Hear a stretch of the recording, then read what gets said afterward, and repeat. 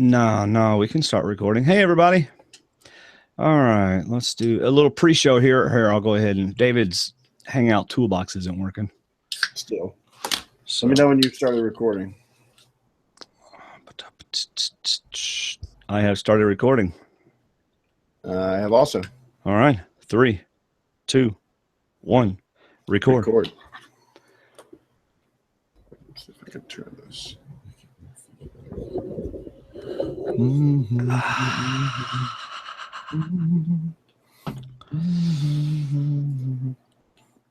We just had our family picture taken with 2 of our oldest not here, so it's really not a family picture.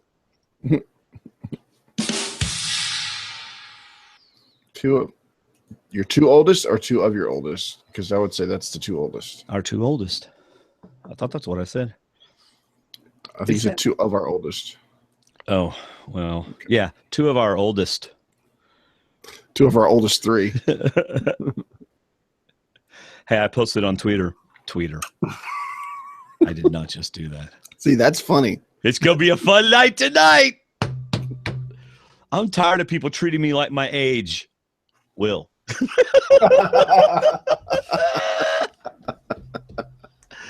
Oh, it's going to be fun. Bunch of late nighters tonight. Late night with D&D. I'm already hyper, and I'm just now starting my monster drink. Dude, guess what I discovered? I'm on Verizon. I didn't just discover that, but I just discovered that when you're on Verizon, they have an agreement with the NFL mobile app. Yes. I can watch every single NFL game on my phone for free. I know. I get those emails too. And so all this season, I've been like, well, crud, I can't watch Dallas because they're showing me Atlanta Falcons or they're showing me, Tennessee Titans, and I could have watched it on my phone. Like right now, they're beating the Vikings, and I could watch it during the podcast. But you won't. But I won't. Even though you have done that in the past. In fact, if the Redskins were playing tonight, yeah, I have seen you do that before. Yeah, but I watch it on a big TV in the corner. I don't watch it on my phone like this. No, I could put it like right here and just. It's a commercial right now anyway. So what are you doing? Oh, you're watching it, you butthead. I was checking. I've never tried the Twitter link, so I was trying it for the first time. No. I'm not talking about watching it on Twitter. I'm talking about streaming it live from the NFL Network on my phone for free. Oh, well, that's how I'm watching it, just through a link that Twitter sent me. NFL sent it to me on Twitter. Oh, okay. Actually, they sent me an email, so it's like a live broadcast. It's on Safari on my phone.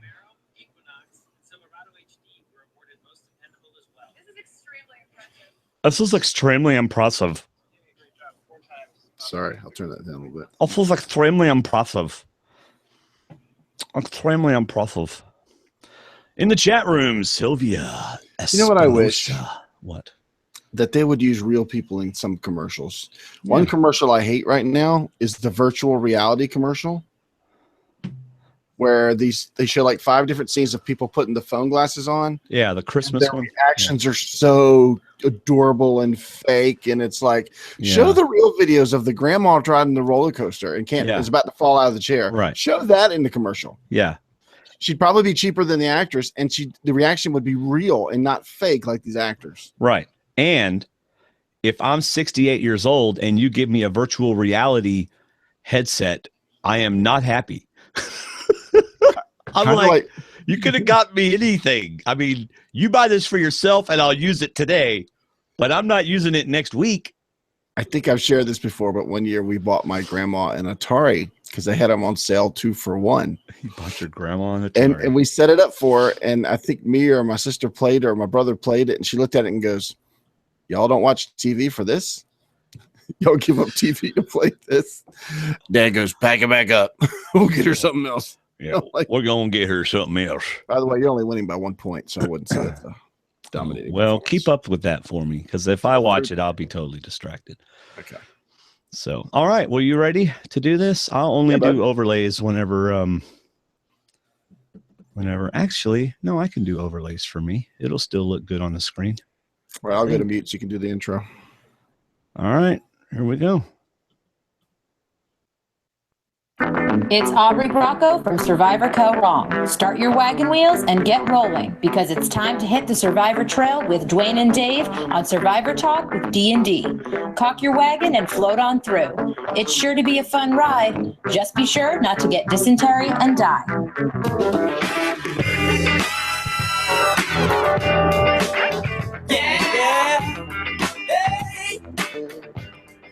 Welcome to the show. We're just two best friends. I know you think it's me singing. See, I don't even look at the screen anymore because I imagine that it's you. I like it that way. It's like he's singing with the song. Welcome to the show. We're just two best friends talking about the show we love, Survivor. And my name is Dwaine. That's me. And I am here with my aforementioned best friend, David. How you doing, David? You know, Dwaine, I've been better, but having my mom come over for dinner tonight has inspired me. Has it? To realize that it's time that I make a move in this podcast.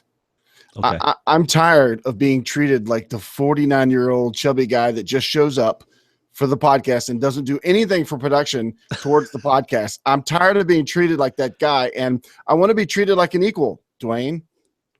I do treat you as if you're an equal. No, but you treat me like some 49-year-old guy that doesn't. I mean, I am 49, but you treat me like somebody that doesn't really do anything. Well, I don't really do anything towards the podcast. Okay, never mind. You treat me as who I am. Thank you, Dwaine. That's why we're buds. There you go. Good job, David. Gosh. But also, I love. Tell them your tweet. Tell them your tweet that you just sent out. Oh, I just sent out a tweet earlier tonight that said, "Will, quote, stop." Oh, well, crud. Now I gotta go look at it. Hold on. Said, I'm tired of people treating me my age. Will. Sorry, Will. But you gave us so much fodder. Yeah. What I thought was funny. You up or anything either, so. Yeah. And one thing that I thought was funny was Jay's comment. I have been treating you as if you are my equal. You're not my equal, but I've been treating you as if you were. Yeah. There's so many good lines. I've been treating you as my equal because we are, but as if you are. That's would have been a much better title of Battle Rumble. As if you are my equal. Yeah, as if you are my equal. Oh, man. Tonight we're talking about episode 12, About to Have a Rumble. And we're going to read, listen to, and discuss your thoughts on the show as well. iTunes review, D&D challenge, Pondering Ponderosa, and we will do it tonight because it's on our show notes. That's right. And, of course, we're giving away an official Survivor buff, courtesy of the fine folks over at buffusa.com. Yep. However you found us, whether this is your first time or you've been here since the beginning, thank you for tuning in. Sit back, relax, and enjoy the ride. If you're in the chat room, enjoy the chat room. Please visit our... Oh, what, David? What? Nothing. Okay. Please visit our website, survivortalkwithdnd.com or stwdd.com to watch our shows live. For all of our past Survivor Talk episodes, blogs, links to our Facebook group, Twitter, and the D&D store, of course, where you can get shirts and mugs and stuff like that. And if you want to support our shows via Patreon or simply shopping Amazon, all those links are there as well. So stwdd.com or just Google Survivor Talk, and we should be the first result. So that's pretty cool. First result. Big news, David. Big news. With the addition of our newest member, Laura Castoroni, we are now at 900 members of our Facebook group. I was excited to hear that news, but knowing some of our listeners, somebody who may or may not have just won the World Series is going to drop out and join back in. So he's not going to be allowed back in until 903 or 4. Here's what happens, though. If you drop out, you lose all privileges. You're blocked. You're like Penner blocked. You are blocked. So. Yeah. We'll never play your parodies again. We can go play them on some other smaller network. We'll give them a bad introduction. Yeah. Yeah. You just go play your parody on some smaller network where they actually call you your name and not your true nickname. You go ahead and do We'll block you right out of our Facebook. We're still going to get sued. I know. One last thing. Welcome to our newest D&D patron, Brian Fleming. Yeah. All right. You ready for the recap? Let's do it, man. Sure. Recap. You got some initial thoughts? I didn't actually write them down. I actually didn't rewatch the show until like an hour ago. Oh, yeah? Nice. But, by the way. Thank you. It's not the one I ordered. I know. I see that one behind you. No, I mean, I ordered it, but this didn't come out the way I ordered it. Yeah, the W looks kind of like, a cart, like David's wearing an STWDD hat. Well, but I sent them, when I got the first hat ordered, they only had like 6 fonts to choose from. Uh-huh. And this is a local thing, and I'm big on supporting local businesses. So I wanted them to Comic Sans. No. The first hat, I couldn't decide on one, and she finally said, what about this one? It's got kind of a college look to it. It's kind of blocky. It's cool. I said, you know what? Just go with that. I just really want the hat. And so then this time I ordered 2 more hats, different colors, because Terry told me I shouldn't have ordered a hat with white as the front base. But anyway, so I ordered 2 more hats, and I sent them, hey, is there any way you can do this font? It was kind of a graffiti style font. It was up to date. And she said, I don't know, but I'll tell you what, if I can get this on, I'll do it. If I can't, I'll email you, get you to come in, and we'll pick out a font. Maybe we can figure out something new. I said, okay, sounds good.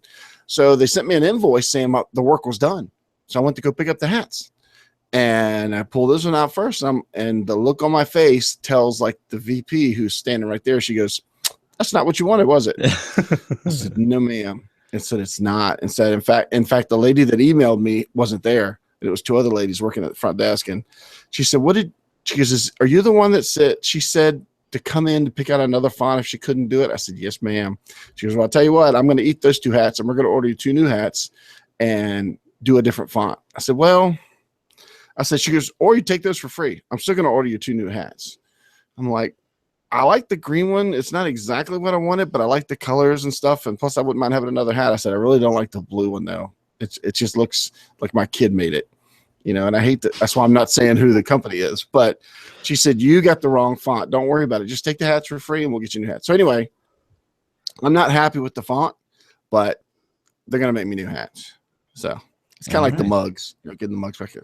So I said all that to say. That was a long story, David. I don't even know why I said that. Was that? We lost 8 people in the chat room during that story. Okay. But they want hats now. My initial reaction was, this was a really good episode, just like last week was a good episode. But my initial reaction was, this cast really like each other. Mm-hmm. They have an affection for each other. They've gotten to know each other. And I think in a way they respect each other. We've heard, and I've got one big initial thought, so I'm just going to go into it.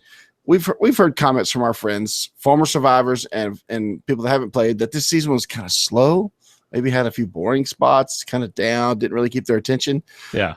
At the same time, we're looking for action. We're looking for somebody to step up. And you made a good point last week that Zeke had finally done some things that we want to see people do. What are you willing to step out of your comfort zone and do? Are you willing to do things you wouldn't normally do in real life? And Zeke kind of did that last week a little bit. And you pointed that out well. And this week, I was just reminded of how much these people like each other when it comes right down to it. And what that tells me is this is a very likable cast. And that's just it. These people don't have we're not getting that Scott and Jason versus Alicia throwdown. Right. We're not getting Russell Hantz talking about burning people's socks, right. And doing things. And we're not getting people talking about what I said last week or week before about pouring somebody's water jug out just to get them voted off. These are nice people. They happen to be nice people. And generally, but the loved ones visit just reinforced who these people are. Yeah. They had great loved ones and they all had a great story to their loved one reunion. So my initial reaction is this is a very likable cast. And I wonder if it's really a good entertaining season to the non-super geek fan like us. Because I've got friends who I think they think by telling me their thoughts, they're going to get them mentioned on the podcast. But do you get people that do that? No, I get a few people that text me and see me at work and make comments at work. But anyway, yeah, people are really enjoying the season that are not the deep fans that look at the strategic part of the edit part. And they're making comments like, man, that was really cool. That was a great play. He played his idol, this, that, and the other. I'm like, yeah, but it didn't really matter because they got the votes anyway, but it might matter in the long run. You're right. He goes, oh, that's true. I didn't think about that. And that's the casual fan. And I think the casual fans enjoy this season because there's not a lot of hate. There's not a lot of discontent. There's like people just really trying to play and really trying to win. Right. So that's my initial reaction, is that this is a very likable cast. And I think that's what's coming out of this season, where it's not highly dramatic or explosive, but to me, these people are likable, and I like this cast. Okay. All right. Here I have an initial thought. Adam's and this is going to be controversial. Controversial. And it's going to run throughout the entire episode. Adam's handling of the idol could be seen as the perfect handling. Adam's handling of his advantage could be seen as the perfect handling of his advantage. And let me talk you through it.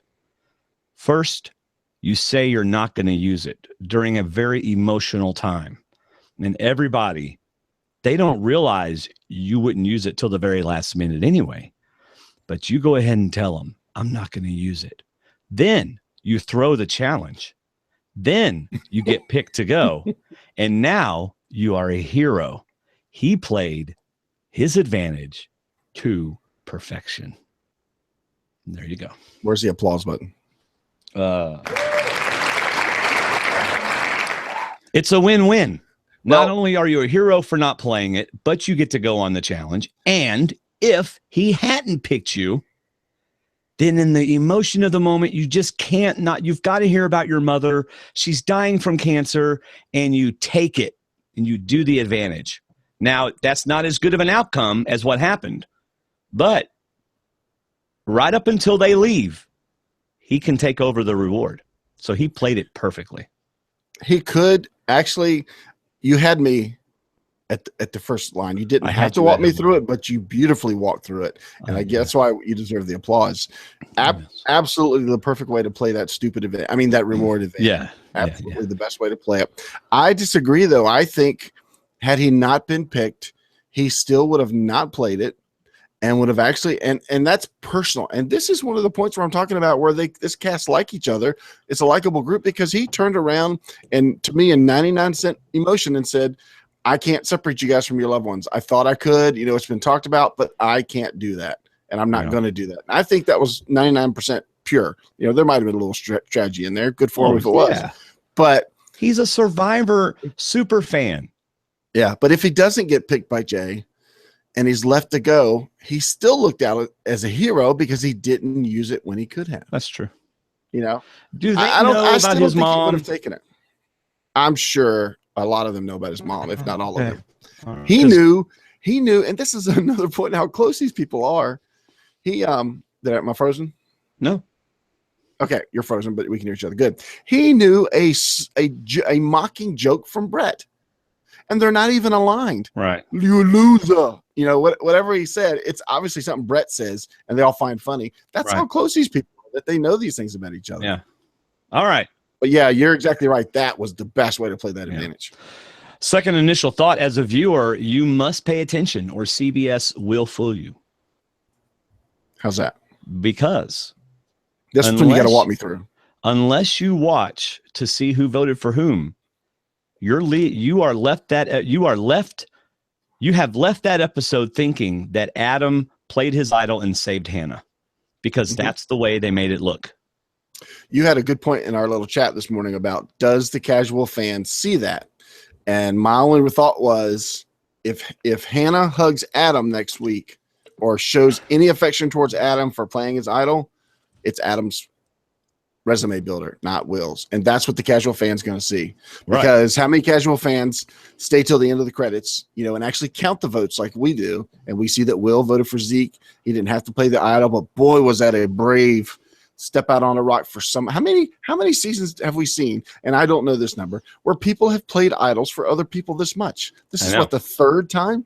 And I know I'm probably speaking more than you during your initial thoughts. I'm sorry, but you're inspiring me here, like Will's mom did for him. But I mean, I don't know the number for that, but how many times, I can't imagine it's been 3 in one season before. This is crazy, but it is for their game, but at the same time, they're saving other people. Because when Adam didn't play it, my first thought was, way to go, Adam. Hold on to it and last another tribal council. Right. And then he stands up. But ultimately, it's a wasted idol. But I don't think that the casual viewer knows that. I think the casual viewer thinks he saved Hannah. Yeah. And CBS wanted to leave that in their mind. Because unless you stay for the credits, you're right. You don't know, because he only got 3 votes for Zeke. That's all he needed. Huh? You're exactly right. All right. Technically, it's wasted. Strategically, I think it might benefit him later. Well, we'll see. All right. Last thing was Ken's move to immediately tell Jay what Will told him to do. Was it smart, or, was it stupid, or did it get the focus off of him? See, we're drinking from this. We're drinking from the same Kool-Aid on that one. Yeah. Wait till later. Those are initial thoughts. Those are just initial thoughts. I'll be here all week. So you're smart to cut me off on that one. Yes, because you have talked nonstop since we started. Sorry. No, I've been drinking my Monster you've been drinking Monster or something. All right. I got mine. Is this not the shortest previously on Survivor ever? Yes. Legacy, out, rocks, done. Night 30, Hannah feeling very emotional. And, of course, this is Hannah. This is one thing I love about Hannah. She feels a little bit of guilt because, Jessica went home. And because everybody decided to flip instead of, they stood up for Zeke and they stood up for Hannah, Exactly. So, Jessica lost out on the game that Hannah knows Jessica and knows how much she wanted to play, but she still got guys there that drew rocks to save her. Any of them could have flipped. And she can't fathom that they would do that for her. And then David's angry that he wasted his idol. Yeah.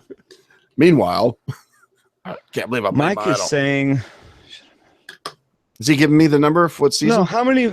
Hannah only is Hannah had 4 votes, right? How many? Yes, because Will voted for Zeke. Right. 5 for Zeke, 4 for Hannah. And how many people are there? There was 9, 4 on each side with Will in the middle. There's only 9 votes. There was only 4 votes for Hannah. Right. Of course. Okay, good. Right. Okay.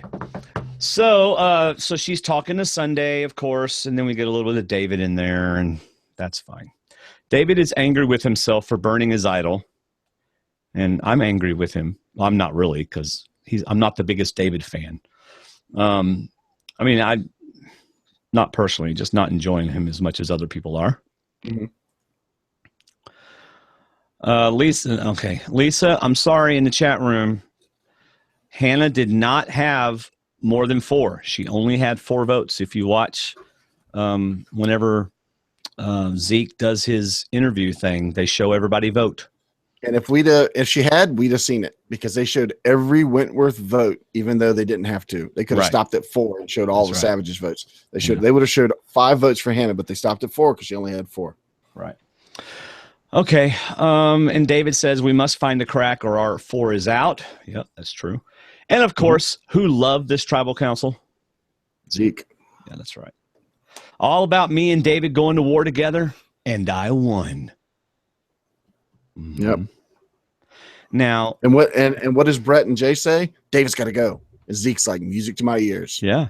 So, everything's going my way. Did you hear what Zeke said to them? This is my 5. Yeah. My 5. Yep. Not we are final 5. This is my 5. Which it didn't really end up hurting him, except, Will was in there. Mm-hmm. But anyway, and then he says, I can win this game, and I am just as happy that I can win this game as David is losing it. Right. It may have hurt him in the sense if Will thinks back about all the conversations he's listened to and not actually been listened to, but he had to listen to, and thinks back, Zeke did call it his 5. Maybe that's the big one I got to go for, and he was, I agree, Tina. He was a little bit bossy. Yes, he was. I don't think he realized it, but he was on such a high that he not only stayed, but he won the rock draw. His guys won. Right. So yeah, he was high. And we also saw a little bit, especially with Brett. Okay. Especially with Brett. When Brett's in power, he gets really cocky. Yeah. And he even a little, aggressive with people, and especially with Brett. In fact, when I went back and watched the end of last week's episode with Connie, she goes, wow, Brett was a whole much more of a jerk than Zeke was. Yeah. And I'm like, yeah, you're right. Zeke was keeping his tone, whereas Brett was getting a little more loud and getting more. Yeah. Zeke is so good at not showing anything. A true poker face. Yes. True poker face. Even in that tribal council, when I think he probably figured out he was going home, he didn't show it. In fact, he left with class. I mean, that's how you say goodbye. Yeah, that was, Zeke, and I can't wait to talk about his Ponderosa video. So, anyway, night 30. That was night 30. Anything else before we go to day 31? Nope. Ken gets his legacy advantage. I just said it about as exciting as it is to watch Ken get his legacy advantage. Right. She's amazing. Just goes to show you something to be said about the power of authentic and genuine relationships. There you go. So I'm going to walk backwards with the camera while I walk out like a model or something. Okay, let's do that. You got it? Okay, good. Yeah. I don't know that Ken will have it I think he's going to have to hand it off to somebody. I think so too. Yeah.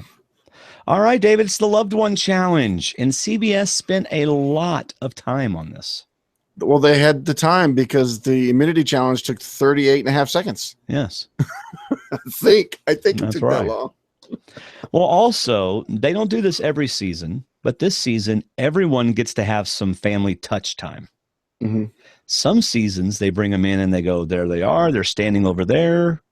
If you win, you get to see them. If you don't, you don't. They have done that before. They've done that before. Yeah. Well, they almost always get a hug at least.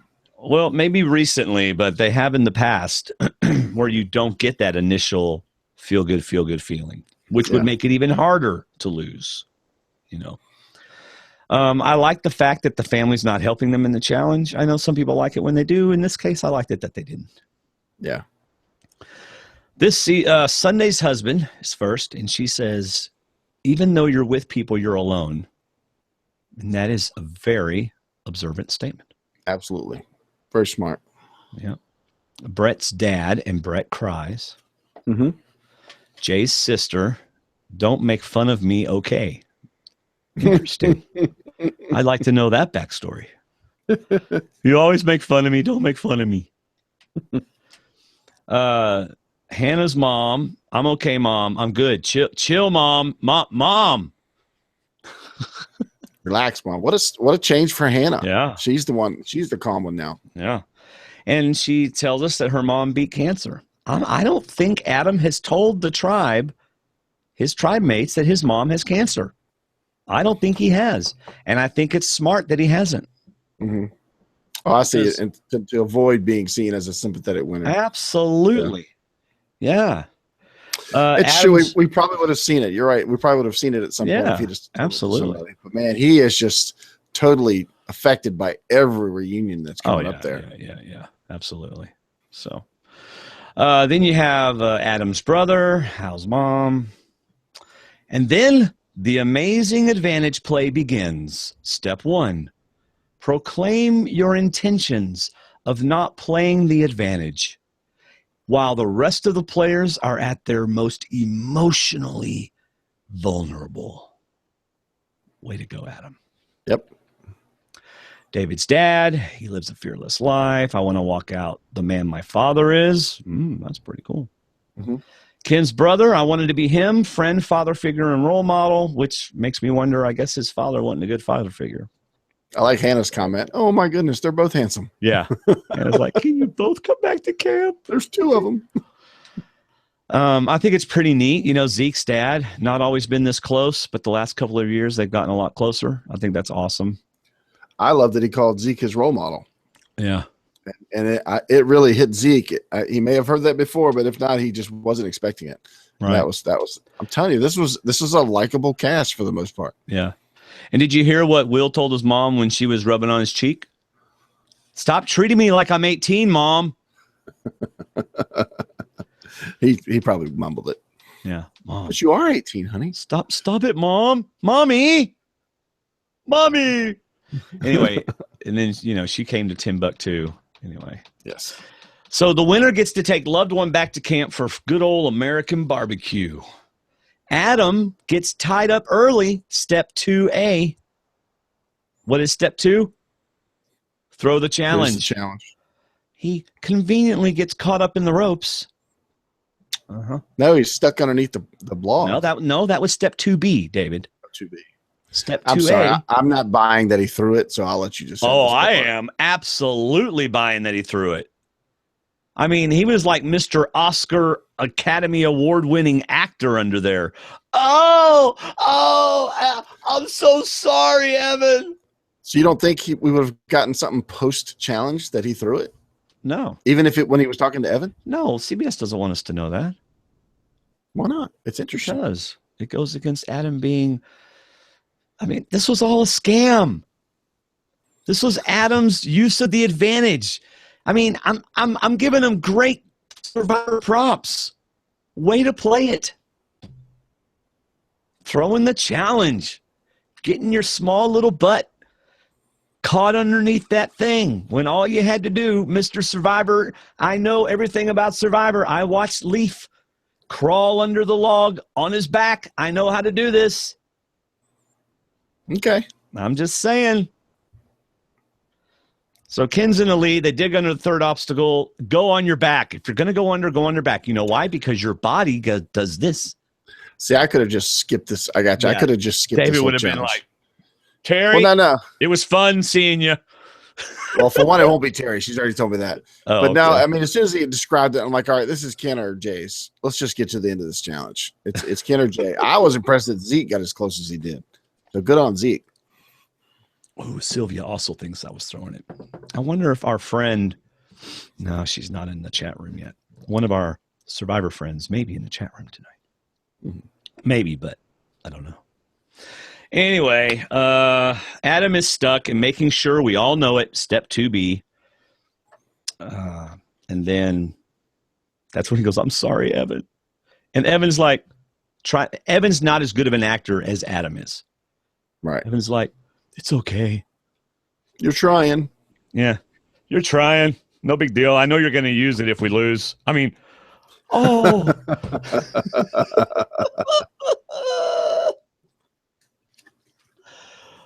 Oh my goodness. Anyway, so Jay wins, of course. And if you're going to win this reward, you want to be a person. When do you want to win the family reward? As a general rule, you don't. But if you're in a position like Jay is, where you're kind of been at the bottom recently and stuff like that, this is an opportunity for you to get some good stuff. Right. Some good juju. Some motivation to keep playing hard. Yeah, Jay wins. First pick is he honors his promise to take Will. These are great reasons, by the way. Yes. I mean, how can you get mad at him, even though Ken's going, me? Yeah. I mean, that's what I'm saying. These guys, I didn't think anybody was really holding a grudge that he picked who he picked. Me. And then Brett's over there. Come on, Jay. Come on, Jay. Yeah. Come on, Jay. Come on, Jay. See David just looking at his dad, wanting to spend time with him, and then there's Adam. I'm thinking, well, I'm going to tell you this in a second. All right, second pick, Sunday, made a promise to him. So there's that link we've been talking about where Jay's been getting his Gen X information. So good on Sunday for forming that bond with the green. Right. Was that Takali tribe, the green tribe? There's that relationship building. Yeah. Jay's third pick. Notice Ken is pleading. I'm thinking Ken and Jay have had some bonding moment that CBS has not showed us. Yeah, the Surfer Bros. Is that it? So they have showed it to us. Early on when I think it was when they first merged, and David looked over and said, oh my gosh, all those jock dudes are aligning. If they align, I'm in trouble. Early in the merge, right after the merge, Chris and Ken and Jay and Taylor and all those guys. All right. Well, then for Ken, this was like a long-term relationship engagement ring or promise ring. Yeah. For him. He is taking this incredibly seriously, as we will see later on in the episode. Because what does he value? Honor, integrity, respect. These are the things that carry you through the game. And Jay should pick me because we have that connection. Jay also should not be writing my name down, which will come up later. Oh, gosh. Yeah, that was Jay. Ken had that look of, dude, it's obvious.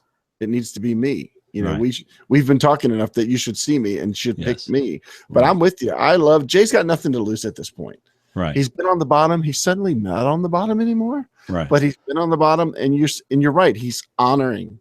I'm telling you, before this episode started, I picked Zeke. I had to change my fun office pools. I haven't changed it since Taylor's gone. That's how recent I've been in there. And I thought, you know what? I would love to pick Jay because for some reason he's going to beat the odds. He's still in the game, and he could get to the end because he's so liked. But then I thought, you know what? I'd rather see Zeke get to the end and win because I don't think David could win. So I picked Zeke. But see Jay or even Adam get to the end and get votes. Especially Jay. Jay is liked by everybody. And everything Jay says, it seems like, is so honest. Yeah. Whether he's telling you the right thing to say or not, he's honest. He's trying to be honest. Even when we were joking about what he says. He does lie. Oh, he lies. But I mean, Jay is somebody that tries to be honest with people, especially when he's working. If he's not going to work with you, he's probably not going to talk to you much. But still, people still like Jay. And like you said earlier, we were joking about how he said what he said to Will. He meant it in the right way. He just didn't say it in the right way. Right. You know, we're treating you like equals because we want you to work with us, not because you should be an equal. So, but he meant it the way he should have meant it. He just said it the wrong way. Right. But Jay's a charismatic, likable dude. Right. So am I remembering correctly? Was Adam like on his knees begging? He was down on his knees at that point. I don't know if he was begging, but he was on his knees like, oh, so he's right there and I'm not going to spend time with him. And I like what I just did. I didn't use my advantage, even though I can in just a few seconds. Sylvia thinks that Jeff pretty much told Jay to choose Adam. He said, look at that, Jay. Look at everybody. And Adam on his knees. Yeah. So Jay does. So Jay says, Adam could have done it, but he didn't, man. He didn't, man. Step 3, and boom, Adam's advantage play is complete. The absolute best way to play that advantage without ever playing it. It's not complete. He's got one more step. Well, I don't know if giving it to, okay. Well, actually, yeah, because, I mean, what the heck good use is it? Why would you want to keep it? Yeah. All right. And ticked. Oh, Ken is ticked off. Everyone else is like, those are good reasons. And Ken's like, dude, man, we bonded, and I only give people one chance to bond with me.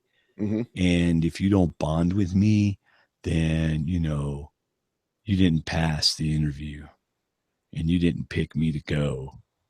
So I'm upset. Because I don't just talk to somebody for 5 minutes and start a podcast with them. No. You know, it takes longer. I don't talk to somebody 5 minutes and go to bed with them or something. Yeah, I was just going to say something different. But anyway. I was like, you know, Will ain't wanting to go to bed with you, man. He's just wanting to vote with you. There are, yeah. He's not looking to cuddle or anything. So somebody's making a good point in the chat room. Right now, Jay likely has Taylor's vote, Michelle's jury vote, possibly Adam's jury vote if he goes on the jury, and he would probably get Zeke's vote because Jay stuck by Zeke. I mean, Jay's building his vote total up. Yeah. They got to see that, though, and get rid of him. With Zeke gone, I'm thinking Adam could win this thing. I think he could. Heck, I think Hannah could win this thing. I don't think either one of them could beat Jay right now if he keeps putting the right people on the jury, but they can't let Jay stay. No, you cannot let Jay stay. But if he goes on an immunity run, which he could possibly do, he's won 2 of 3, I think, of the last 3. Day, let's see. The reward, Jay respects Adam. Right now, I truly respect you, man. And see, that's the part about this cast liking each other and being likable people. Jay says, look, we've been fighting this whole time, but I respect it. He could have played it. It's like, hey, It's not over. You haven't left the beach yet. He could. That's right. He could still play it. Like you said, it's in fact, Jeff probably said, you realize he can still play it. You haven't left the beach yet, Jay. So he could. Well, I'm going to pick him anyway because he could have played it. I mean, that's that's making an impression. Yeah. So production, he went, I'm going to pick Kent. Cut! And production goes, Jay, we need to talk to you for a second. It would be really good for our ratings if you picked Adam, and we'll give you a Snickers bar when you get back. Or we're going to call Sierra Dawson on, and she's got something. Remember what she offered the cameraman? Just kidding. Sierra Dawn Thomas. Dawn Thomas, yeah. Yes. What did I say? Dawson? Sierra Dawson, yeah. Yeah, you don't know Sierra Dawson? I think you're blending players together now. I am. Naomi Dawson and Sierra Thomas. Whatever. Dawn Thomas. Oh, sometimes. Remember when we used to edit when I used to spend 3 hours editing out stuff? That would have gotten edited out. No, I don't remember because I didn't stay up for 3 hours. Oh, yeah, you didn't. I'm but sorry. I want to be treated like an equal. Hey, I sent you some money today, thanks to our patrons. I did. Yeah. Well, I bought Chick-fil-A with it. Thanks. Awesome. You bought a lot of it then. No, I didn't. Some Adam and Eve alone. I looked at some Adam and Eve alone time. What the heck? Some Adam and Evan alone time. Yeah. And I feel for him, man. This is not good news. It's got to be so tough for Adam. It's not, but at the same time, watching it the second time, I got out that her knowing that he's over there playing what he loves, and she loves it too. I can see where that would give her emotional strength, and that's what her brother was saying. She stopped the meds, but she's physically doing okay. Yeah, for now, But then Adam's saying, yeah, she may be physically doing okay, but there's nothing killing the cancer, right? And so he's struggling with that. But what is so cool about this situation, there are probably some people who are critical of Adam for going out there. But you have to understand, based on what we've seen, this is such a connection between Adam and his family, and especially his mom. And his mom wants him to go out there. And I love the fact that Evan tells him, Mom wanted me to tell you that you being out here is giving her strength. Right. And I mean, that's just really that's cool. what he needed to hear. Yeah, it is. So there you go. Wow, that was touching. So part 4 of his advantage play. Yes. Give advantage to Jay to curry even more favor. And I don't even think Jay caught what he was doing at first until he held it out and stuck it in his face. He's like, dude, you're serious. He's like, yeah, man. Why do I want this poison? This thing's just going to get me in trouble. Here, get it. I mean, this is the least I can do, Jay. That's right. The least I can do. And the benefit of giving the advantage far outweighs actually using it later. What, you're going to get a free hamburger or you curry favor with Jay, right? Right. I mean, and then although you do risk Jay reading it later on and going, wait a second, he could have used this. Or Jay listens to our podcast and realizes, oh no. See, my neighbor thinks one of the guys that texted me thinks that Jay's going to use it on one of Adam's reward wins. That would be villainous. That would be villainous. Yes. All right. You're going to love my day 32 evaluation. Are you ready, David? Sure. Day 32 was like your wallet after going to a Funko outlet store. Gone. Empty. Zilch. Nothing to it. Didn't even turn the cameras on. Okay. Tina, I would like to correct you. I'm older than that person. And I've been wearing these shirts a lot longer than he has. So I'm just playing with you, Tina. Does it really? I don't know. You know what? I have a person that I mentor in ministry, and a couple of weeks ago he showed up in some khaki shorts and a plaid shirt, joking around that he wanted to be more like me. So he dressed like you. I'm playing with you, Tina. All right. Let's see. Day 33. Sylvia asked on an advantage on an immunity challenge. As far as we know, it's only a reward win. It's only a reward challenge, and it's the reward itself. Now, another question could be... Wait. What? I think Sylvia is asking if... Oh, no. You can't use it on an immunity. Now, another good question, though, would be late in the game, if there's a reward challenge where the reward is an advantage in an immunity challenge, that would be the time to steal it. Absolutely, without a doubt. Steal it. I wouldn't even participate in the reward challenge. Save your strength and just wait for the winner.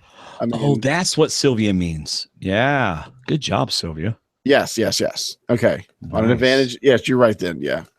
And that's what my friend was texting me too. He said that's what he'll probably wait. Adam, thank you, Sylvia. Adam will win an advantage in an immunity challenge, and then Jay will steal that from it, and that's how Jay gets into the final and wins. Yeah. Love our chat room. See, it's moments like that I love that we do a live show where we have a chat room going because Sylvia makes a great point that I hadn't thought to write down.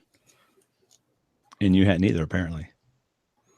I just hadn't thought that far. Just taking it one episode at a time. Just one episode at a time, David. All right. David sees Will's alliance talking on the beach without him. Yep. And makes a very good point to Will. It says, hey, looks like your alliance is, those other people of your alliance are having a meeting. He wakes him up because, it's like Will would have been down there if he'd been awake, but he wasn't. So David's wakes him up. Dude. He said, so production says, do we have any footage of what the forum we're talking about? Yeah, let's play it. They're playing a food challenge game. Who likes this type of food? And David's up there going, dude, what are they talking about without you? Yeah. They're down there going, I wish Will would hurry up and wake up so we could talk. Does he make out Will's opinion yet? We need to get Will's opinion. Yeah. We really want Will to have a major part in this alliance. They're talking about their favorite sundown of the 33 days. Yeah. But David's smart. Dude, man, look at those people down there talking without you.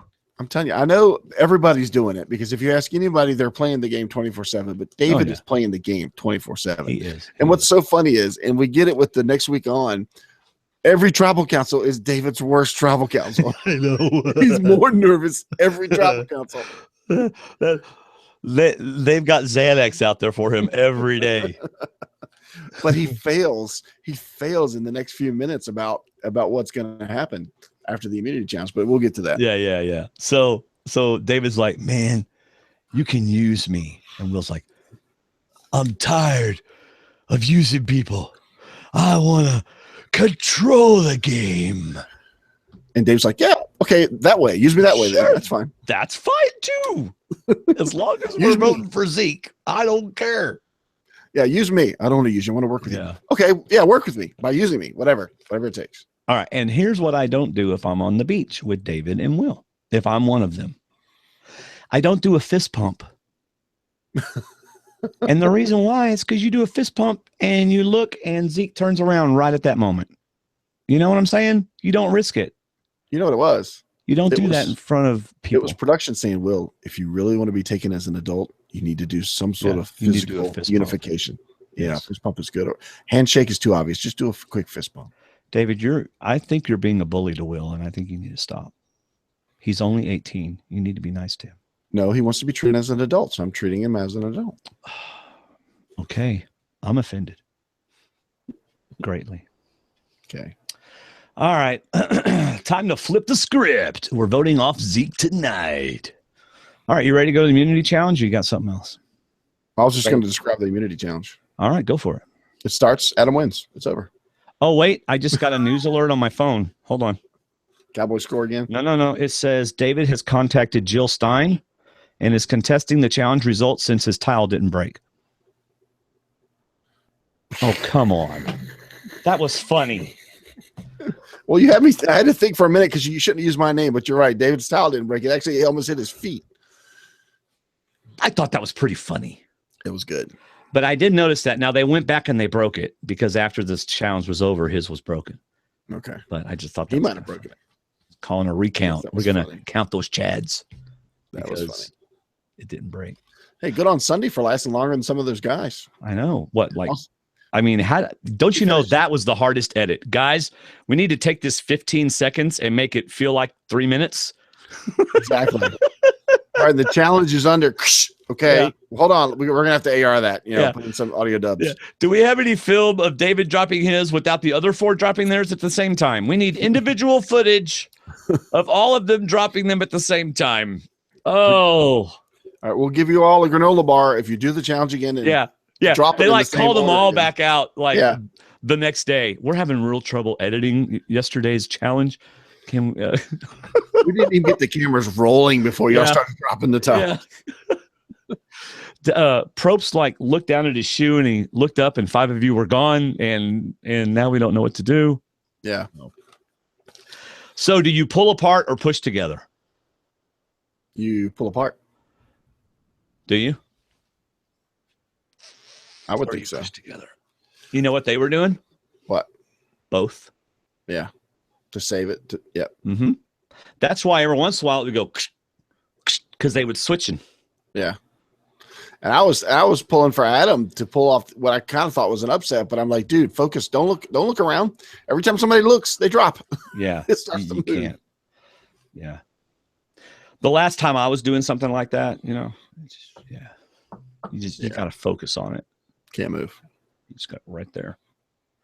You know, David, you and that hat. I wish Teespring would offer some hats. We could have official logo on our hats. That's what I need, is that like a patch, an official logo patch or something. Yeah. Within just a few minutes, we're down to Ken, Jay, and Adam wins. And as a Survivor fan, you and I both know, as a Survivor fan, winning an immunity challenge is wearing that necklace. I've worn an immunity necklace, an actual Survivor immunity necklace, but I didn't win it. Right. So it had actually winning it. Hey, but it still was cool to wear it. It was, but it was obvious you didn't win it. Well, I know. I mean, you should have taken your shirt off, stood in front of a tree, and put it right. Mike Holloway goes, "You want to wear it?" I go, "Yeah," and he was like, "It won't fit around my neck." Do they have extensions like they do on seatbelts? You know, here's an immunity idol extension. All right, Dwaine, we're just gonna let you carry this out of here. We're not gonna. Production, hang on for a second with the camera. You can't quite get it connected, so Dwayne's just gonna carry it like a purse as he walks out of the challenge area. Probst is like, Adam. Adams, they looped around twice. Yeah. Oh my gosh. Adam wore it as a skirt. No, David. Whenever David wins, they're gonna put it around his waist. Actually, based on that idol, they better not. So, yeah. All right, let's move on. Let's move on. Oh, and my wife made another my wife looked at that and she goes, "Oh my gosh, it looks like." Anyway, it's a horrible idol. It is. Just look at the pictures of Adam wearing it, and you'll. Yeah, I mean, it looks like he's wearing coconuts. Yeah, you know? It's the top of a woman's bikini. Even Adam was down like, "Is this the right one? Was there supposed to be a male and female?" I think you gave me Jessica's. I'm sorry, you gave me the wrong idol necklace. Was there supposed to be 2 winners?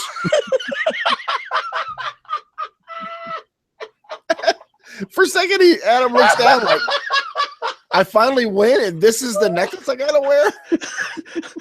Of all the seasons, you've had the awesome necklaces, and I have to wear this thing. Can I just carry the trophy around or something? I feel violated putting it around my neck. It's so big. It covers half of me. Oh my gosh.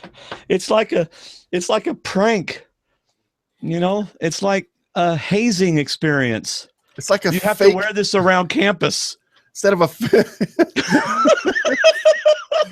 fake idol, it's a fake individual immunity challenge necklace. Oh man. No, we know Jay was gonna win. We're just giving you this to make you feel good. Oh, so let's go to day 33 because I really like day 33. Jay didn't win. I know. That's Probst saying Jay really won, but we're gonna give you this fake. So. Day 33. Let's move away from Adam. What's going on? The chat room. Everybody's being quiet. Hello. They're waiting. All right. Wait. Who gets the final confessional? Because you were moving on, weren't you? Will does. Zeke lost. Time to make a big move. Okay. All right. So day 33. Yes. Moving on. I love. This is what I would think that I would want to do if I had a little bit of control or I felt like I could talk to everybody. Gwen's detangling yarn. So I was listening, Gwen. See, where you go to everybody say, Will's good for Zeke. We're trusting Will. Zeke. All good. We'll be done. We don't have to talk about it anymore. And then Hannah should say, just make sure you don't come across as too confident. But nobody said that. And it comes back to haunt him later. But before that, we get a great analogy from David. And it's exactly what I was thinking, because David realizes that Will wants credit. Will wants to direct this move. Will wants to steer this move. Let's let Will think he's steering this move when actually he's only just benefiting us. Yeah. And it's like David just gets Will just gets his license, and the four of us are going to ride in the back of his car scared to death. So it's bad enough that Will feels like he's being treated like a kid, but even David's analogy points out that Will's a kid just getting his license. Right. Right. That's so perfect. That's how they see Will. And you know what, Will? In the very beginning, you were so proud to be the 18-year-old from high school. You were still in school. Yeah. So, yeah, that's how they're going to see you, buddy. And I applaud you for me like I'm 18. You are 18. How old do you want us to treat you? You want to be treated like Paul? He was treated pretty well. He's on vacation right now. I mean, if you want to make a point, you say, stop treating me like I'm 12. Because I'm not. I'm an 18-year-old adult. You don't say, stop treating me like I'm 18. You are 18. Yeah, but stop it. I want to be 35. I was kind of duh every time he said that. Stop. I don't want to be treated like an 18-year-old in high school. But you are. All right. So. Oh, okay. But back to your other point. If I'm Zeke, if I'm in the majority, right? You and me are at camp. We've got 3 others. We're doing great. But the person or any of the 4 on the other ones are sitting around camp in their hammocks, eating coconuts and not even scrambling. Somebody in R5 is flipped. One smile, exactly. One smile from one of those people would set me off. Yeah. And good on Jay. I think Jay was the first one to get credit for saying something. Why is he so confident? Yeah. And then we start getting Zeke. Oh my gosh, now I'm nervous. Why am I so nervous? Something's gonna go wrong. I am nervous. Right. So little did they know all they had to do was sit back and let Ken take care of it for them. my thought was, David, stop working. What? You're working like you're gonna be here tomorrow. Stop. Let them think you're not doing anything. Yes. But, oh my gosh, Ken. So then Ken's like, it's time for me to interview Will. I haven't really had an opportunity to make sure I can trust him. So, but even though my head's not on the block. Right. But before we get to that, real quick, all right. Zeke rightfully worries that David's nose has found another idol. And he brings up the fact, we don't have the numbers to split. So I'm just worried. Let's make him nervous. Let him flush it again and put somebody else out. And let's pick out somebody else. And why not pick out the strongest, physically strongest person in that other alliance? Like Ken. Why not? Right. Pick out Ken and let's vote him out. And they all agree and we're done. So now they've got their done moment. It's Ken, we're done. Both groups have their done moment. And then there goes Will with Ken. Well, I mean, Will didn't do anything wrong, really. No. Well, not yet. Well, he does something very wrong, but not yet. I think, Will more than likely was called over by Ken. Yeah. Right. Oh yeah. Because he admits later he wanted to test him. And Ken is treating Will like he's 13. Yeah. I mean, there's no way Ken is treating Will like he's an 18-year-old adult. Because what we didn't see was Ken told Will, sit on that rock right there while I do these snails, and you're going to listen to what I'm about to say. It's time for our interview. Now, have you ever had an interview? You know how people talk to people when they're like, now, have you ever done this before? Do you need, are you okay? I'm going to ask you questions now. Yes. So when things sound like they're ending in a question mark, that's a question. Right.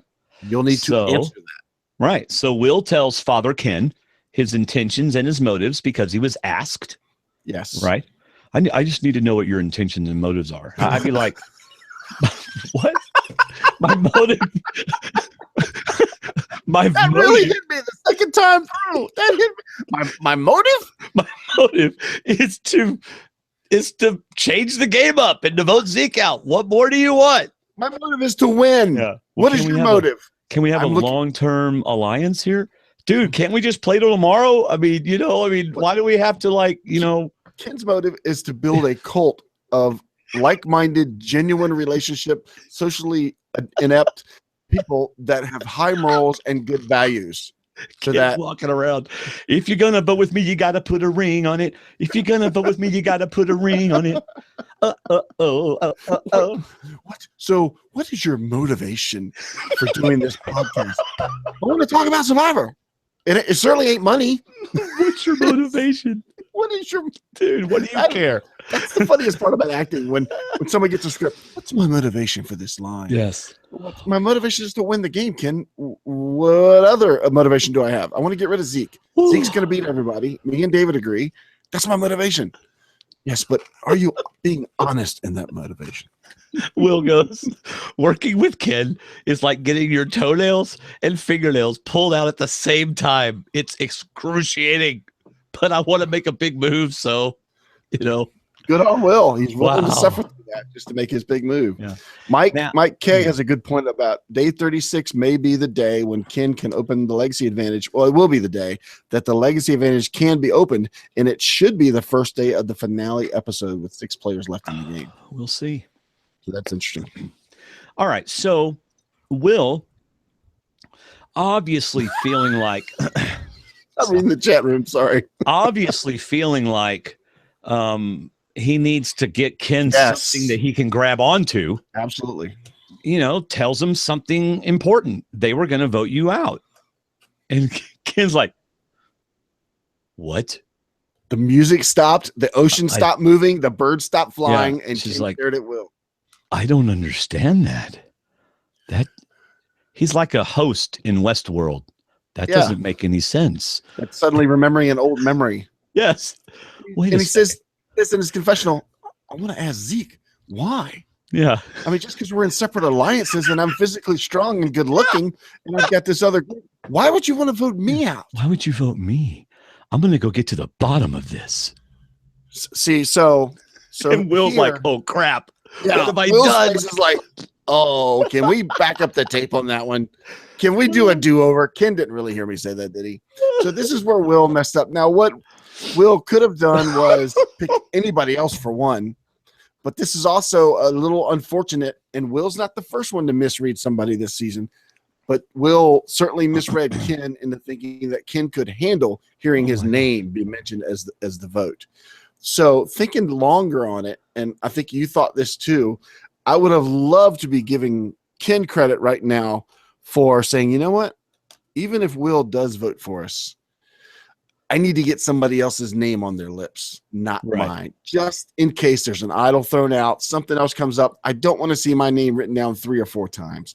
I just need to do something to get rid of that. Even if we get Will, and I think you were thinking this too, I need to do something to get rid of that. And he does, but then he still tells David and Adam that I just wanted to test Will. Yeah. By blowing up his plan. Yeah. And I know we're going to get to it, but David and Adam, their eyes almost explode out of their heads for what he tells them. Yeah. But first he goes to Jay. First he goes SAT time. First he walks away from Will. And Will's like, come back. I was like, I was kidding. I'm 18. I was kidding. Back.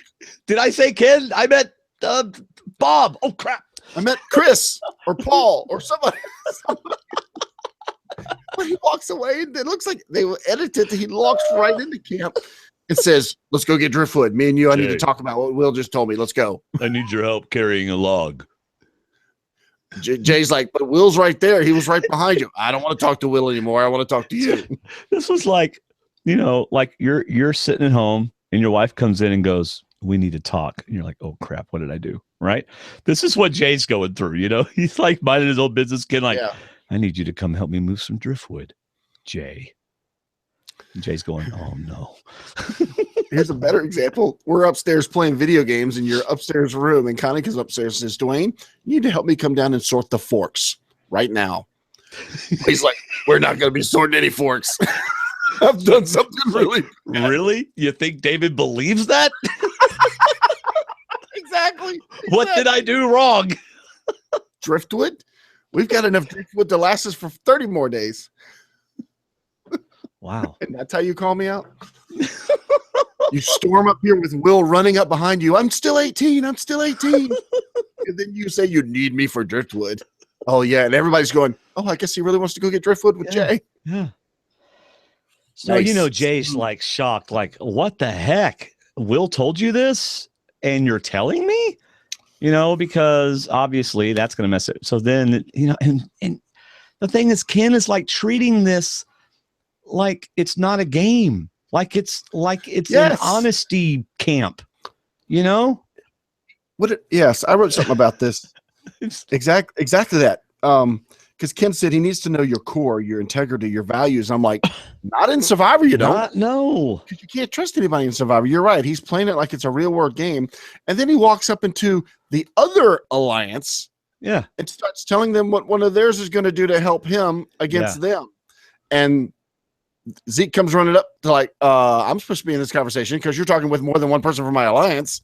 I like what Will, fellas? I like what Will says. I get it. No, I get it. You're blowing up my game at this point. Pretty much. And then once Zeke comes up and they tell him, yeah, thanks for doing what I don't think you meant to do, but you're doing it. Yeah. And then Jay's going, just tell us who it is you want to get out. And Will's like, well, I can't. He's standing right there. I know. Dude, I'm with you. We'll work out a plan. We'll get rid of that person. Yeah. Well, it's obviously not one of the other people because you already picked Ken. And then what does Ken do? Ken walks away. Yeah, he just walks away. He lit the match. He dropped it in the wood, and he walked away from the storm. Oh now, my this is where I would love to give Ken all the nonchalant Westworld host credit in the world for getting his name off of their lips. But instead, he walks up to David and Adam and says, well, I think I flushed that out. Yeah. I put Will to the test to see if he was really going to vote with us. And David and Adam are like, the test is tonight at Tribal Council. There is no test right now. Yeah. The test comes with the ballot and the pen. Yeah. And Ken's like, nah, I tested his moral and his character and his values. And I'm not, and I think he was going to vote with us. He's not worthy of our alliance. We may only have 4, but we're a worthy 4. I got us back to 4, but we're a solid 4. But we can be a 4 with integrity. Turns out he was going to vote with us, but now he's definitely going to vote with his old alliance again because I think I pretty much squared him on that. I got him back on the straight path, so he's not going to flip. He's a man of integrity again. That's right. I straightened him out. Oh, so and by the way, my name's not on the block anymore. Yeah. And then Adam goes, that's not a test. That's a betrayal. Yes. All of us. Oh, my gosh. I mean, there's just too much to do there. There's just so much fun there. Yeah, you know, I mean, fun. This is a guy playing a game that doesn't realize he's playing a game. Right. You know, I mean. And this is where you can play a game with integrity and honesty. Well, then you can't play football. You can't play baseball. We've talked about this forever. Yep. Every game deals with deceiving and outwitting your other opponent.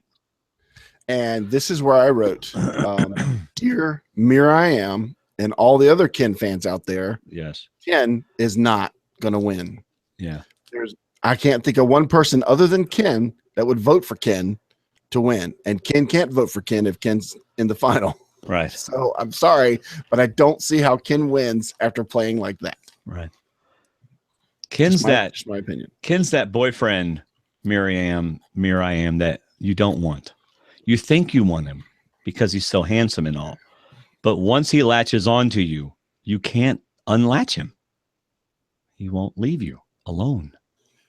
Because if Ken's play that we just went into great now stories about, if Ken's play had actually backfired and Will went back and voted out Adam, then Dave, then and left Ken in the game, if I'm Adam and Dave, I'm not voting for Ken. No. Because he's the one that pretty much got us knocked out of the game.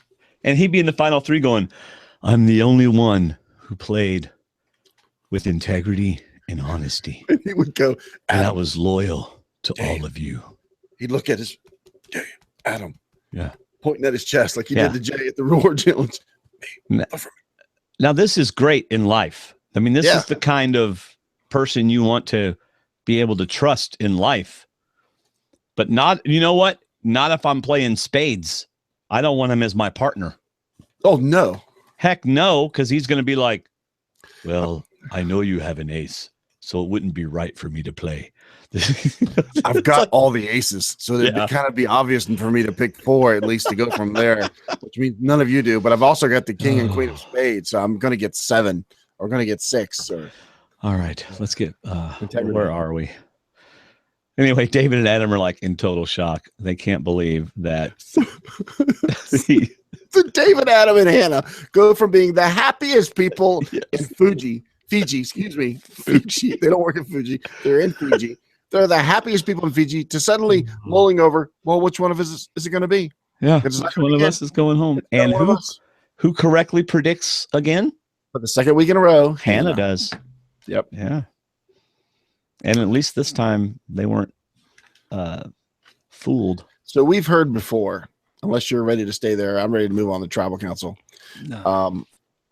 We've heard said I could stay here for a long time, but we're going to move on. Yeah. We've heard before how much production manipulates tribal council, especially with the seating chart. Well, this was an obvious manipulation. Yes. Oh, look at Will, right? Even Sunday, when he asked what's the separation, Sunday goes, well, it's the four of us and the four of them, and Will's rightfully in the middle. Yeah. Oh, that's why they set us this way. Just like you sat us, Jeff. Why are you asking me that? You should know. Oh, excuse me. David was drinking and I was okay. Oh, so David, at the risk of Brett coming off his chair and beating us both up, are we still two sides and one side down a number? That's what Probst says to David. You know why Probst doesn't go to Brett? Because Brett just wants to vote. Let's just vote. Let's just get to the vote. We don't need to talk anymore. Probst is like, okay, Brett Shield up. David, tell us about the tribe separation. Just keep all objects away from Brett. Gosh. Sunday tells about the split. Yeah, we already said that. Will, I was going to take Zeke out, but Ken messed that up. So that tells me that it was brought up that it was Zeke. Yeah. After Jay said what he said. Yeah. But the funny, this was another initial reaction that I had in that Will, I could picture Will sitting in a room waiting to be interviewed for a job with other people in the room waiting to be interviewed for a job. And Will goes last, but he tells everybody what's on his resume first in the room, and they use it all against him. Because what's insane is not that it took Will making a big move to be seen as a threat. What's insane is that Will says out loud that me making a big move now makes me a big threat, which is why he wants to get rid of Zeke, because Zeke's a big threat. Yes. So don't announce that you're now a big threat because you want to make a move in front of the people that can vote you out of the game. How else can I build my resume? That's right. I must make a bigger move. And once again, David is calm, talking about, Jay talks about how he's shared the work with Will. They voted out Michaela together. He's trying to make Will feel like he's already got something on his resume, but this vote to vote out Zeke will be the big neon letters on Will's resume. So we're with you, Will, to the end. Oh, man. Sunday does the same thing Jay does later and doesn't realize what she says sounds to Will. Yeah. Will didn't want to look like he sat on the sidelines with all us big kids doing the work. Once again, not what you meant, but the way it came out. And you're right, Bruce. Nobody reads resumes anymore. They don't? No, not where I work. The computer does, and it matches keywords and really past. And yuck. It's all about filling out the app now. Oh, wow. So let's see. Will, I wasn't swayed by anyone. Stop treating me like I'm an 18-year-old kid. Yeah, she sets him off when she says that he's obviously been swayed by this other group. No, once again, I was not swayed. I went to them. This is my big move. I want to be seen as a big threat. Right. Now, we've been messing with Will the entire episode, but I do kind of see his point. Absolutely. I just wish he wasn't announcing it. Yeah. And you know what? Brett's exactly right. Dude, you can vote with them all you want, but they're going to vote you out first as soon as they get a chance. Brett's like, I'm not saying much, but I'm saying the truth. They're going to vote you out next. So, by the way, how annoying is it to be sitting there while everyone else is telling what you're obviously thinking and feeling? Will is doing this. Will is feeling this. And Will's sitting there going, I'm right here, and I've already said what I'm feeling and doing. Stop treating me like an 18-year-old high school kid. Well, I've only got 2 exams left. I'm practically out of high school. But it's like, when you're sitting there and your wife goes, you're doing this. And you're like, or you meant this. No, that's not what I meant. Stop telling me what I meant. The worst one for me is stop yelling. I'm not yelling yet. Yet.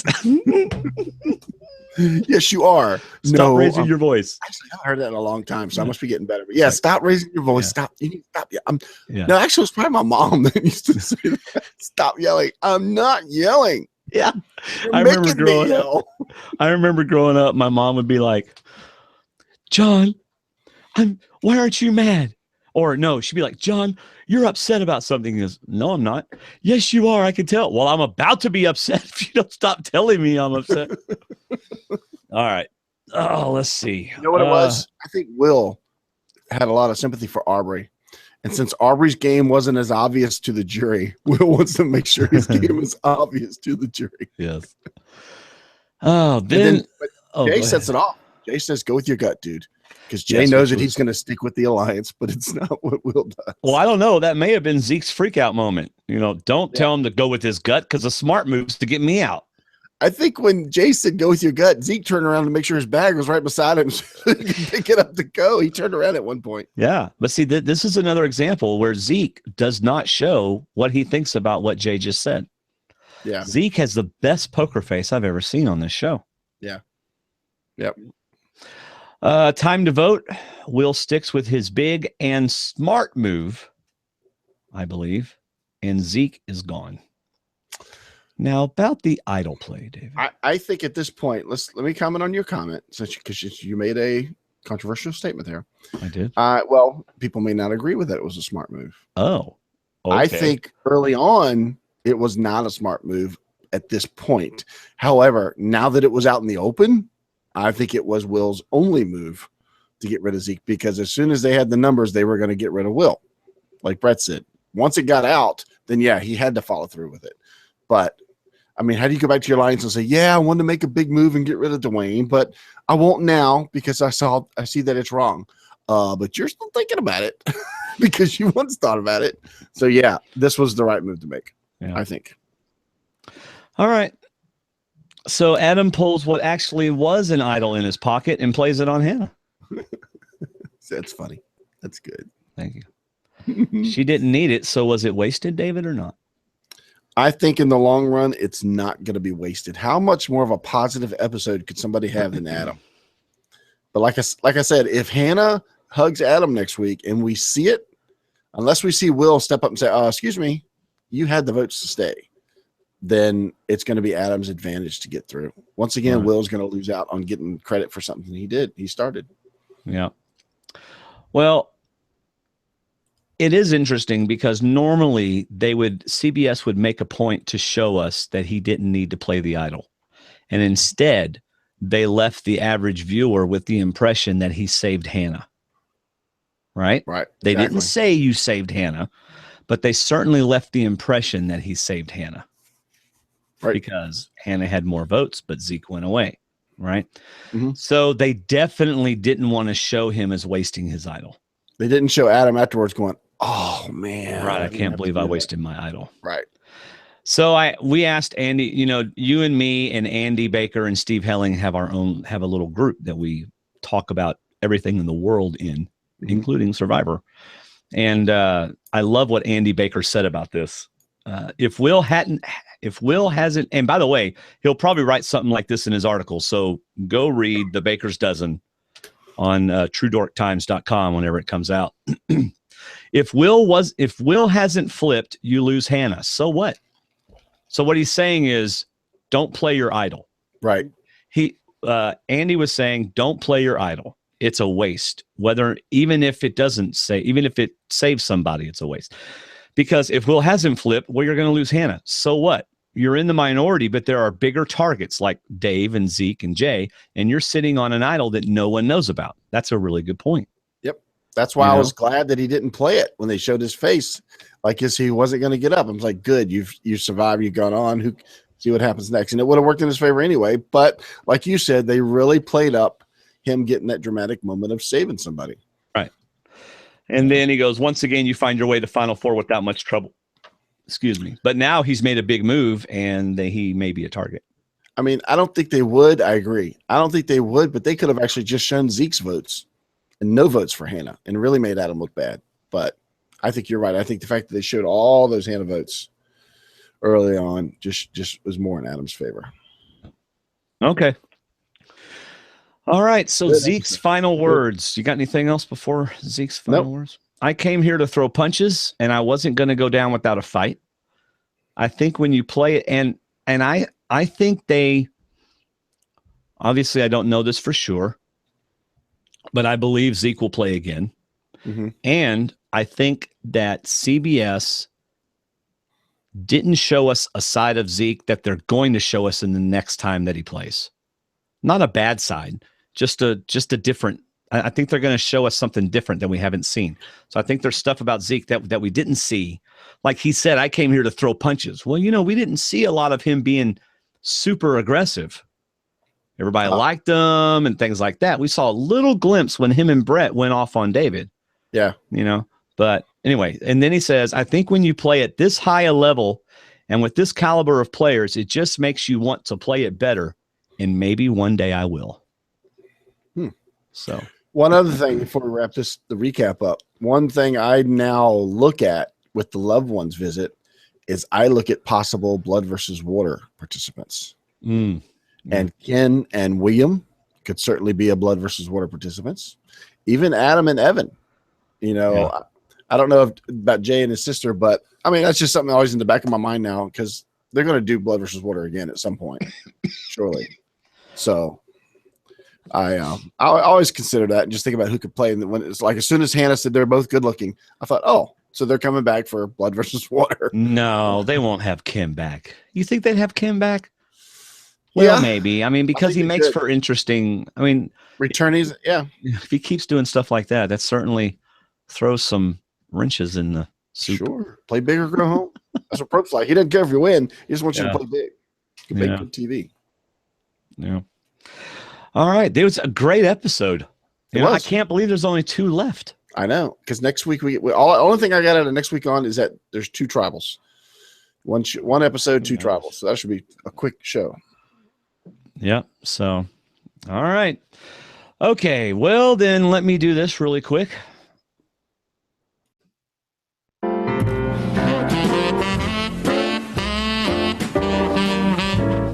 Have you finished your Christmas shopping? Well, don't be like David and Dwaine and wait till the last minute to get it done. Do it now and use their Amazon link when you do.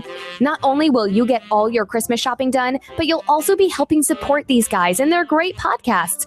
So always use stwdd.com/Amazon when you start your shopping. Or make it even easier and just use the link on their website. Now, back to D&D.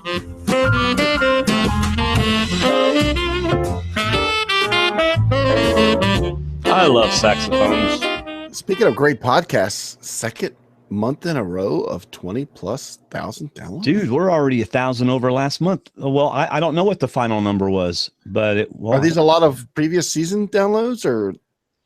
No, this season we have just like this season's. You guys are awesome. People are listening to us. It's crazy. I know. Who would have thunk it? Yeah, we're just people enjoy listening to us. I certainly don't thunk it. Do what? I certainly don't thunk it. Yeah. Oh man. So where are we? Oh, it's time for everybody sit back. It's time for feedback. Our listeners have to say what's on their minds today. D&D will hear you. D&D will read you.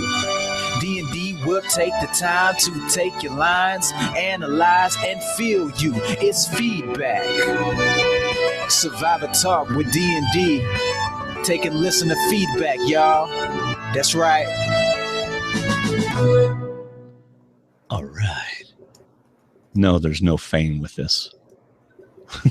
Bruce, just promise the fame won't change. There is no fame. Don't worry about that. All right. It is time for feedback. First, we have Will, the Giant Ninja.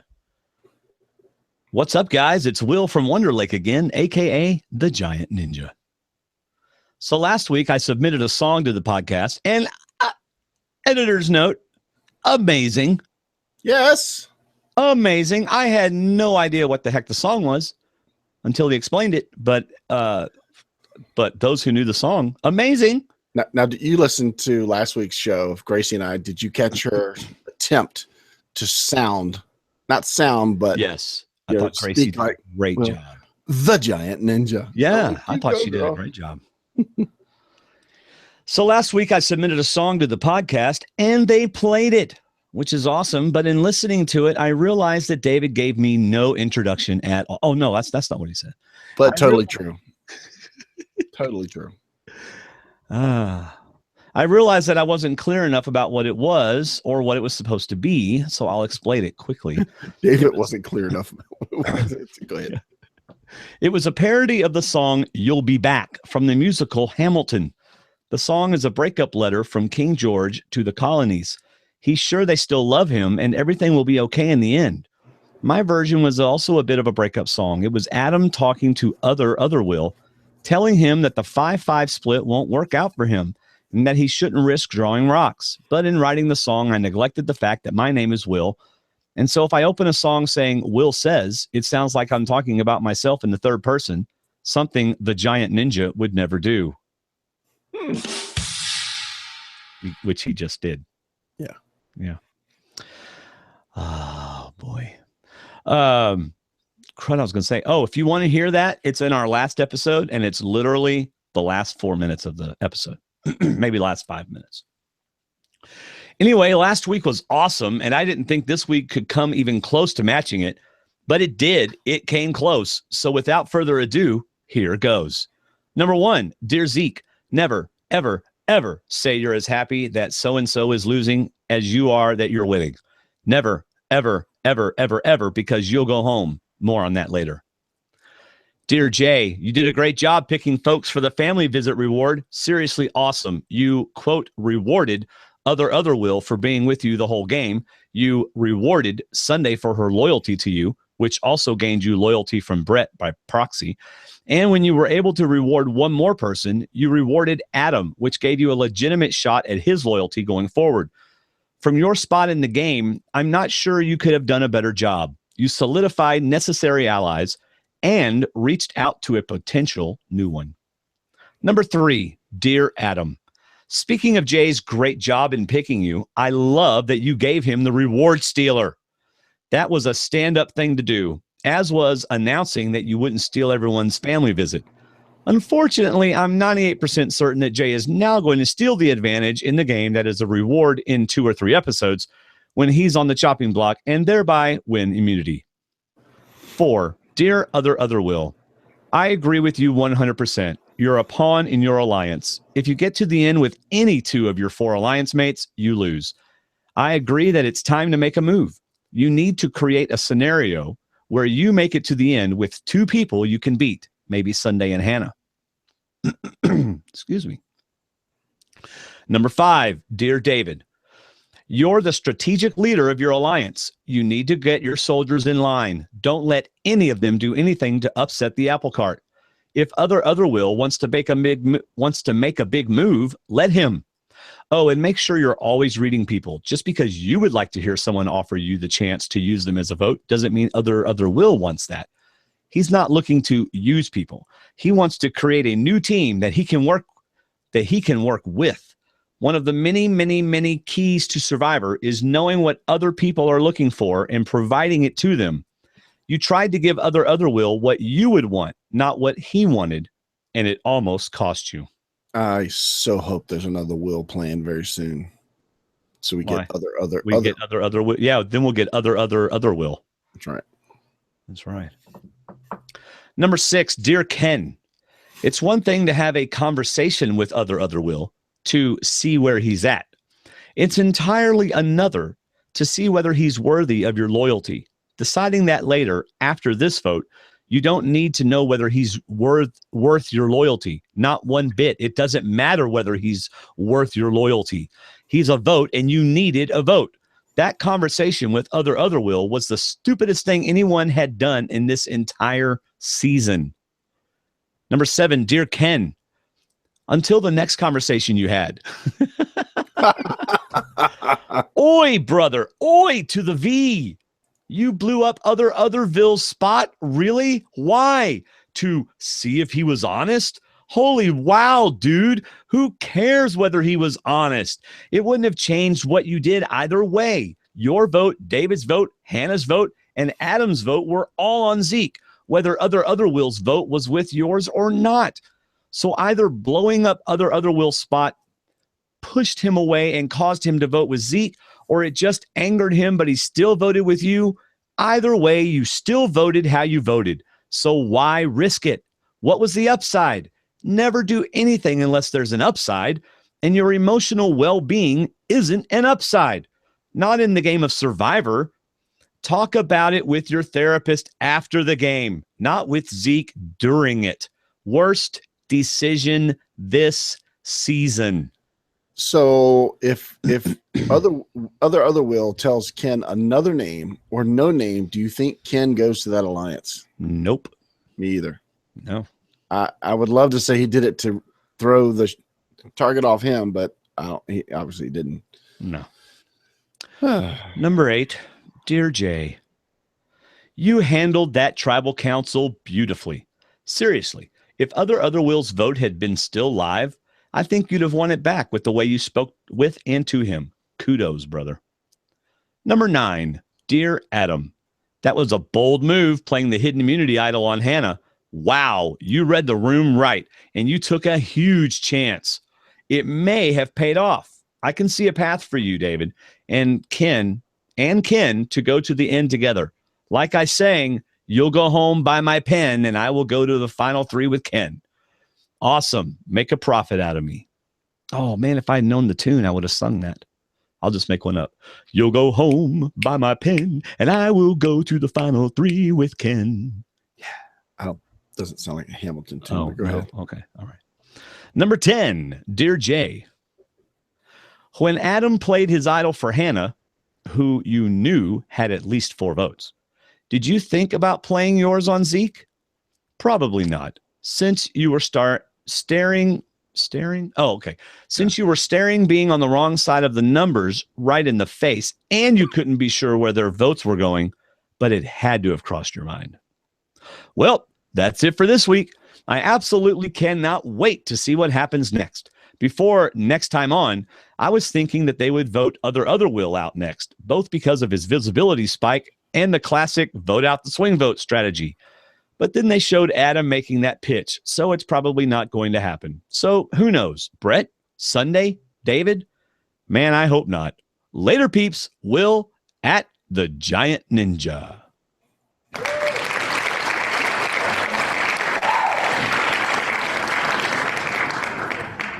Problem is, we'll never know if it crossed his mind, because if you ask Jay now, he'll probably say, yeah, I thought about playing it for Zeke, but I just trusted Will.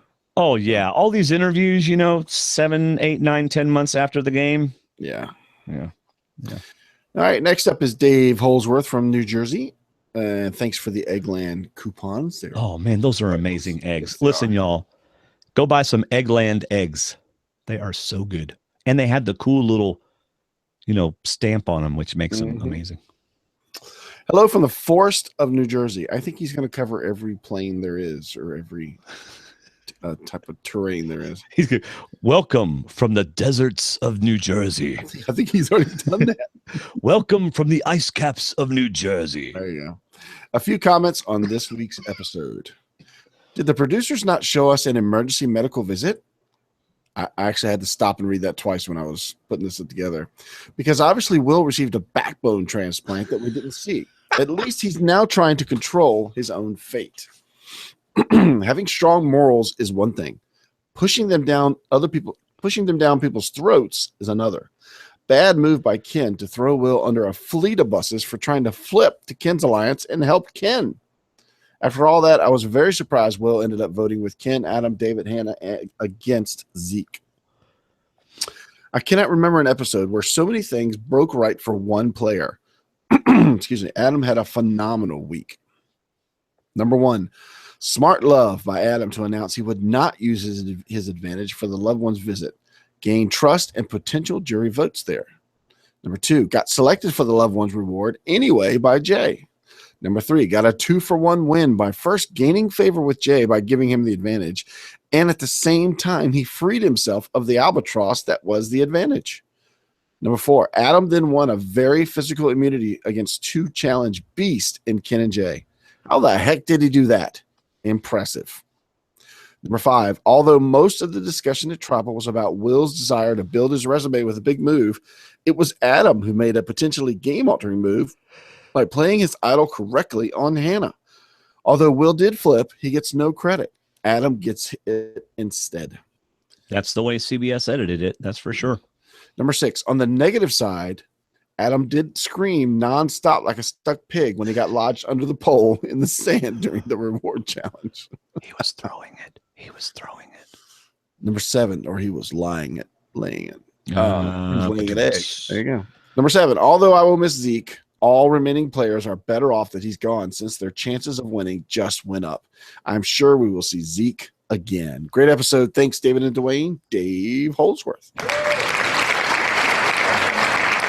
I gotta say, in talking to another friend at work today, another thing I like about this season, excuse me, that, and I actually tweeted this last week because I got to watch it live, but people are seeing the big threats and voting them out. Yeah. You know, like last year or a year before in Cambodia, once I got to the merge, I thought it was Jeremy's game to lose. And I was regretting not putting him on my team. But nobody else saw that until the end when he got all the votes. You know, but people are seeing how strong Michaela is, and people seeing how strong Zeke is, and are voting these guys out. Right. So good on them. That's what you're supposed to do. Yeah. I have a confession to make. Please make it. And I'm waiting an hour into the episode, and I should have made it earlier. You forgot to record. What'd you do? No. We're not live. Okay. No. Yeah, they're just all there. No. You know, I kept saying the casual viewer doesn't notice what CBS is trying to sell us and everything. Yeah. I was like cheering like crazy during the tribal council. Like, way to go, Adam! Adam saved Anna! It was awesome! And then Connie, I was cheering for Adam. What? I was like, way to go, Adam! You rock! See, I was the opposite. Adam made an awesome move. I was with saved Andy. Hannah. No, I was like, he saved Hannah. And it wasn't until my wife said, Dwaine, did you see the votes? He wasted his idol. And I went, oh, oops. So you were kind of like Will, shouting out your thoughts and intentions, and Connie was sitting back like Zeke, just counting the votes and seeing where they went. That's why she kicks our backsides in cards. We play her. She loses in the beginning, but at the end, she's got all the chips and usually wins all the hands. Yeah. Next, we have Patrick from Tulsa, Oklahoma. Dwaine and David, happy Thursday to you both. My thoughts from yet another amazing episode. Number 1, I'll be curious if Hannah gets to the finals. Will Jessica hold it against her by voting for someone else? Number 2, I found it interesting that Jay, Zeke, Will, and Brett were all having a conversation about this is their 5. Isn't Sunday a part of this 5? But just not important enough to be included. Number 3, Ken getting willied the leg. Oh, willied. Oh my gosh. Ken getting willed, and he spelled it correctly. That's all on me, by the way. Ken getting willed the legacy advantage guaranteed that he would be given a confessional and some screen time. I do wish he and Jessica could have played together longer. I think they would have stayed loyal to each other to the end. Number 4, Adam makes a bold move with letting everyone know that he has the advantage as well as he isn't going to use it on this particular challenge. He couldn't take that away from somebody else. Number 5, Jay wins and somehow makes decisions that seemingly everyone is okay with, except for Ken. Each of his picks had sound reasoning, and he somehow didn't ruffle any feathers, except for Ken, with not picking anyone in particular. You know what? I think Ken didn't like the picks, but I think Ken respected the picks. But no, he didn't necessarily like them. But knowing Ken, he probably saw a reason behind all 3. And said, okay, I understand that, but I don't like them. No. Based on what we've seen of Ken probably saw this as a breach of trust. But then why did he go to Jay first after Will's confession to him? Because Jay has again breached his trust and loyalty. No, he went to Jay in confidence to find out if Will was right that Ken's name was being put down. Yeah, he went to Jay because Jay's who he had a relationship with, and he couldn't believe that Jay would write his name down. His loyalty was broke. It was like Jay was cheating on him with Zeke. No, he was testing Will. He wasn't actually. Okay. Number 6, back at the beach, the 5 had another meeting, except it's now Will who isn't a part of the conversation. I think we can see there was a solid 3 with 2 additional people in the mix. Mm-hmm. Number 7, this immunity challenge was brutal in that no one lasted very long at all, but happy to see Adam back in the game, both in this challenge, and it seems his family visit refocused him. His confessional about only having 1 check mark left on his survivor list was a curious addition, as I don't see him winning, but that was a good little quote from him. Mm-hmm. Number 8 should have been a cut and dry vote of Zeke going out, but we finally see some gameplay from Ken, and it's terrible. Blowing up Will's game and the vote, for the life of me, I can't see how this helped Ken in any way. If this is the style of gameplay we see from Ken, I don't see how he can win unless he's at the end with a bitter jury, because it was just painful to watch. This was yet another very eventful tribal council, as Will was properly positioned in the middle of both sides, and somehow both talked somewhat down to him. Yet David, Adam, Hannah, and Ken won the battle of the sides. Adam blows his idol on Hannah. However, this would have ensured Zeke going home no matter what Will did. Adam giving his advantage away and playing his idol could lessen his chances of getting to the end. Number 10, final thoughts. I think that Sunday is really the only person left who doesn't have a chance at winning, and I still feel that Jay is really starting to look good on being a winner. Technically, he hasn't voted anyone on the jury off, and he still has an idol. I think Hannah has an outside chance of winning as well. All of a sudden, David, I've lost my ability to read. Mm-hmm. Yeah. Hope you have a great weekend and can't wait for the podcast. Patrick Vaughn, Tulsa, Oklahoma.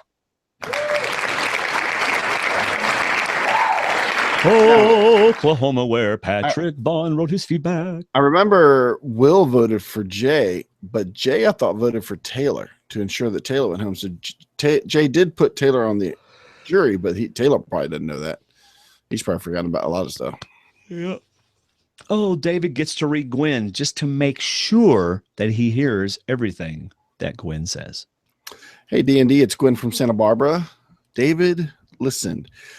I wonder if she's talking about the David books that David Shannon wrote, because Terry bought some because the name was David, and it's this little kid, and some of the books are titled No David, or David Christmas with David, or Don't Do That David, or Go Away David, or something. There's these crazy children's books about that, and that's what these comments. So you think Gwen is referencing some obscure children's books on our Survivor Talk podcast? I don't know. She might. I think she's referring to the fact from a couple episodes ago where I tell a joke and you are totally not paying attention. Oh, I thought she was still saying I didn't pay attention to her feedback. Well, I think it happened there too. I don't know. I just love Gwen. Gwen, you're amazing. Yeah. All right. Let me start out by telling you about my Thanksgiving dinner. Okay. By the way, she wrote in the chat room, nice try, David. Gwen, listen. Okay. Family, eating dinner. Me, loudly. Oh, no. Family looks at me. Me, I forgot to send in my feedback to D&D. Family gives me a weird look. Then goes back to eating. Family, why are you playing Dungeons and Dragons? And why do you send in feedback? Yeah. What? They may or may not think that I am crazy, but that's okay. Insert smiling angel emoji here. Now, on to the episode. I definitely got emotional during the family visit, and I really enjoyed seeing a personal growth from the survivors. I was very sad to see Zeke go, but I am excited because he is definitely a game changer. Insert wiki face emoji here. Yeah, I'll agree about the being emotional because Davis kept coming in while I was watching it. So the segment that was the family part, which was probably 15 minutes, ended up being like 35 minutes because he kept coming in to say goodnight and check homework and different stuff. So that was So every time I got a little teary-eyed or something, I got started all over again once I restarted. So I like this. Folks should listen to this or take this challenge.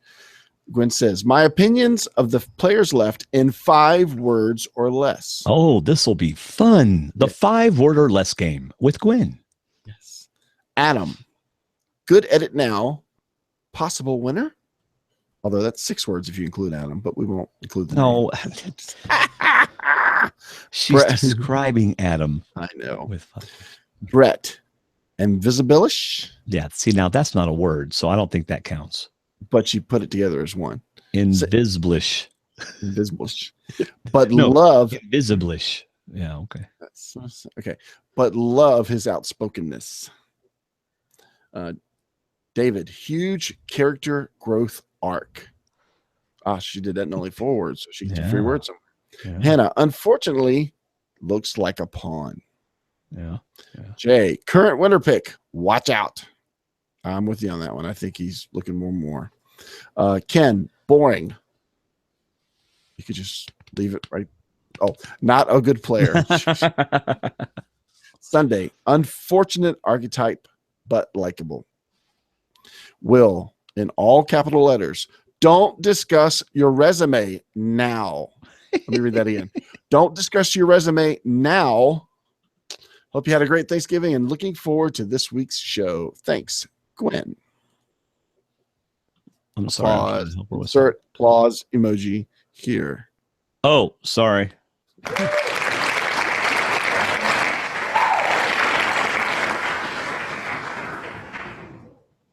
right. Thank you, Gwen. I was trying to help Quinn upload a picture in chat room, and you can't do it from your computer. Yeah, that doesn't work, Gwen. Sorry. All right. Brian from Nova Scotia.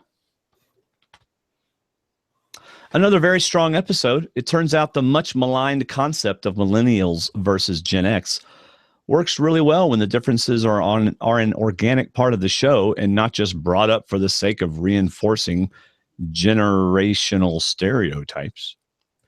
Zeke, he certainly went out with class, and in this season of big moves, big targets, and blindsides, his removal was a tribute to his very dangerous abilities in the game. In hindsight, it wasn't so much that I didn't like Zeke, but rather I liked several others more. It is a season where I really like a lot of the players. So if the big targets must go, David, Jay, perhaps Adam will be the upcoming targets. These 3 need a decent immunity run to get to the final 3. But unlike Adam, Jay still has an idol. Just curious, is there no idol hunting now, or is the show just so busy there's no time to show it? I would think there's idol hunting going on. Myself. Definitely idol hunting. Yeah. The only surprise idol in Survivor history was Amanda's, and that was ages ago. How great would a repeat of that be this year? If I'm wrong about the uniqueness secret idol, and I often am, someone will let me know. If Will proves too unpredictable, he could easily be next to go. I really don't see how Sunday wins, and I doubt Ken has jury support now. Can Hannah win? I love Hannah, but in the words of Taylor, unlikely. If Aubrey couldn't sway a jury, how does Hannah, Aubrey Light, do so? Brett is a long shot, but if he has some big moves from now to the finale, it could be Brett. If he pads his resume and stays low on the boot order radar a while longer, Brett would have votes on the jury. Love Jay this episode. I thought he handled the family visit decisions with composure and common sense. Yeah, we agree. Since he had strong logic for his 3 choices, I don't think the 4 left out could be all that offended. I have a friend who hates the family visit, but just like Jeff Probst, I love them. You couldn't help but see Jeff beaming all through the family announcements. I believe Jeff is the ultimate crusty marshmallow. The initials of the 4 on the family visits were JAWS. A silly coincidence, but I think we had a Jaws tonight taking a large bite out of the game, and his name was Will. More on Will later. Jay sort of repaired his toxic relationship with Adam, and I loved what Jay did at Tribal. Like a chess grandmaster, he planned to move beyond his Tribal. His blessing to Will to follow his heart on his decision and respect he showed Will positioned him on the right side of Will, and that is the key with the swing vote. So a power player goes home that Jay didn't backstab, and Zeke's vote for Jay to win is a possibility. Jay, with an idol not talked about for a while, is a strong physical threat, a more than decent strategist, and possesses a dynamite social game. I can't read tonight, David. Remember, Zeke feared his charm with people? It will break my heart either way. I love David as well, but I don't think the obvious boot to go home next week, David, will go home. I think Jay will. I don't either. I see David and Adam at least in the final three. Yeah, I wouldn't be surprised as David, Adam, and Hannah or something. Yeah. It will break my heart either way. I love David as well, but I don't think the obvious boot to go home next week, David, will go home. I think Jay will take his turn in the post-merge boots as too big a threat to keep in the game. If you don't win immunity, play your idol Jay. Will, leaving him alone with David and Adam while the grown-ups made plans on the beach was an awful move. David had virtually nothing to do or say to push Will to the conclusion that he was clearly number 5 out of 5 in that alliance. Will, the invisible man, most of the season was capital chaos last night. I was a little bit surprised his vote stayed on Zeke, as what Ken did to blow up Will's game was the boneheaded move of the season. In hindsight, Adam wasted his idol, but really it wasn't an awful move. Sure, Will voted Zeke out, but Adam didn't know that for sure. Even after Tribal, it wasn't obvious, as only 3 Zeke votes were enough to boot him from the game. Will could have voted Hannah, and who would know? Rather, Adam had Will is annoyed sight. He had to think Ken severed the connection to Will, but really what choice did Will have? There was no turning back for that move once it was known Zeke was his target. Yep. I don't know if Hannah possesses excellent intuition or just reads people really well, but her allies totally nailed the target of the Zeke brigade this week. It was her again. So in Hannah versus Zeke, the sequel, advantage Hannah. Ken. He may be excelling in the game he's playing, but it's not Survivor. It is Ken's own game with Ken's own rules of conduct. He was testing Will's honesty by going to Jay to confirm that Will was telling the truth. His secret power is that he's an authentic and genuine person. So let me say he authentically and genuinely betrayed Will here. The look on Ken's allies' faces when they found out what he did, painful. Ken seemed genuinely hurt that he would be a target of votes. So to summarize, you only vote off those you don't like, and that offended Ken? No, Ken, you vote off threats most of the time. Ironically, this sort of move makes him not much of a strategic threat. He has been exceptionally lucky, capturing the legacy advantage when David deserved it. Having an idol wasted on him, thus avoiding the rock. Avoiding the rock draw last week and getting the target off himself this week by pure accident. Now, if last night's move was strategy to remove the votes from himself, it was bloody brilliant. But it wasn't. If Adam loses, it's the first time we've ever said bloody brilliant anybody wants to put bloody brilliant in your feedback, I will be thrilled because that was awesome. Okay, I know that's crazy, but that was great to say. Now, if last night's move was strategy to remove the votes from himself, it was bloody brilliant. But it wasn't. If Adam loses due to his idol play last night, that idol would have saved him another day. He will be another victim of Ken's erratic and puzzling play.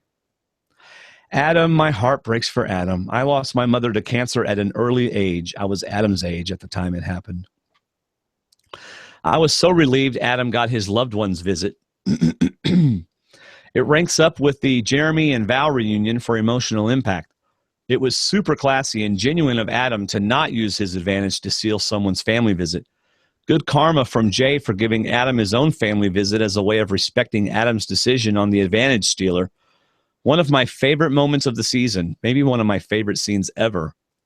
Jay wouldn't know why it was so important to Adam, but he sensed it, I think, without comprehending why. It may have been him on his knees and production yelling at him from behind the scenes. Like you said, okay, Brett, no. Productions. Kent, no. David, no. Zeke, no. Yeah. Adam? Oh, he picked Adam. Yeah. Okay. Production's off camera.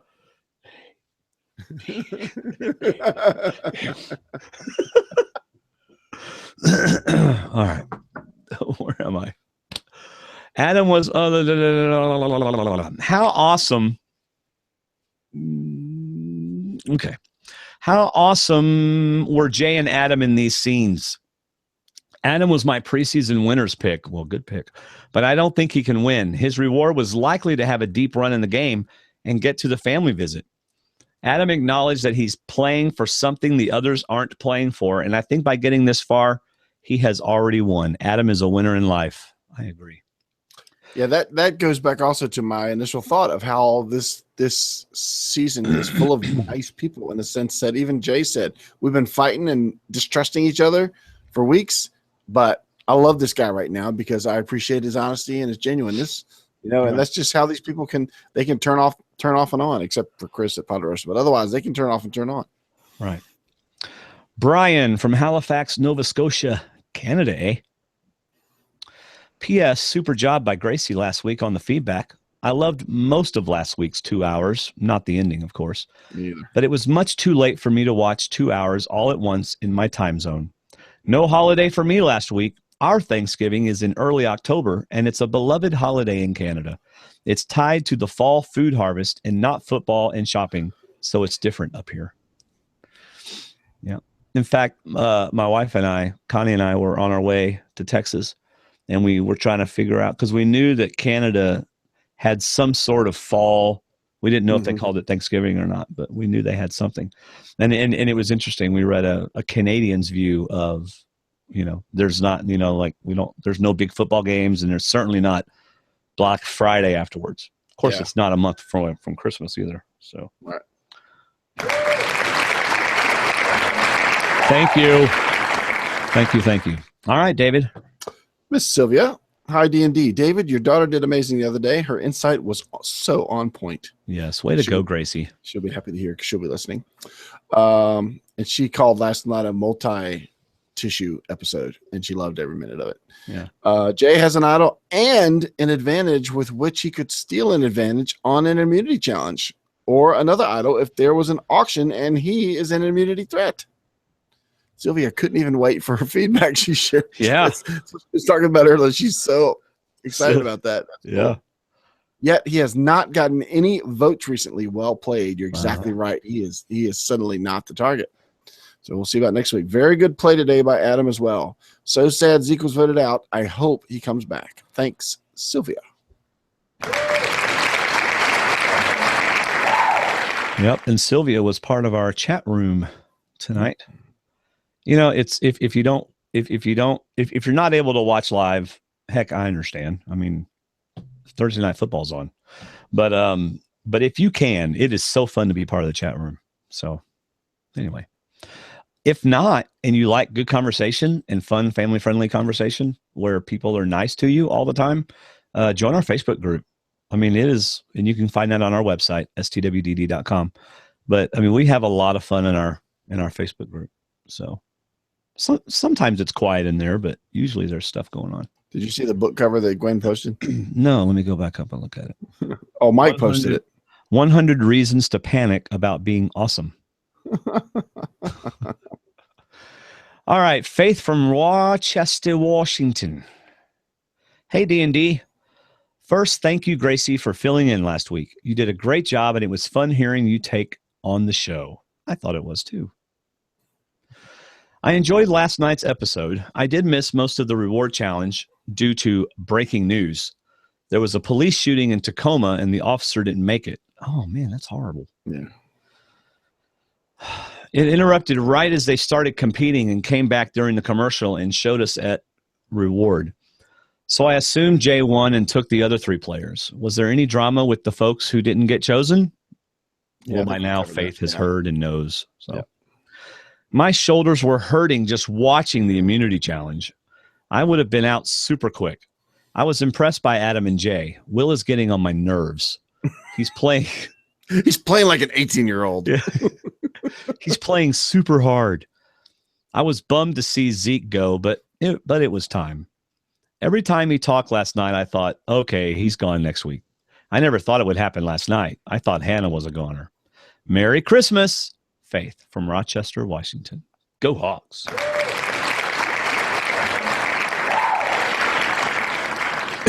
Awesome.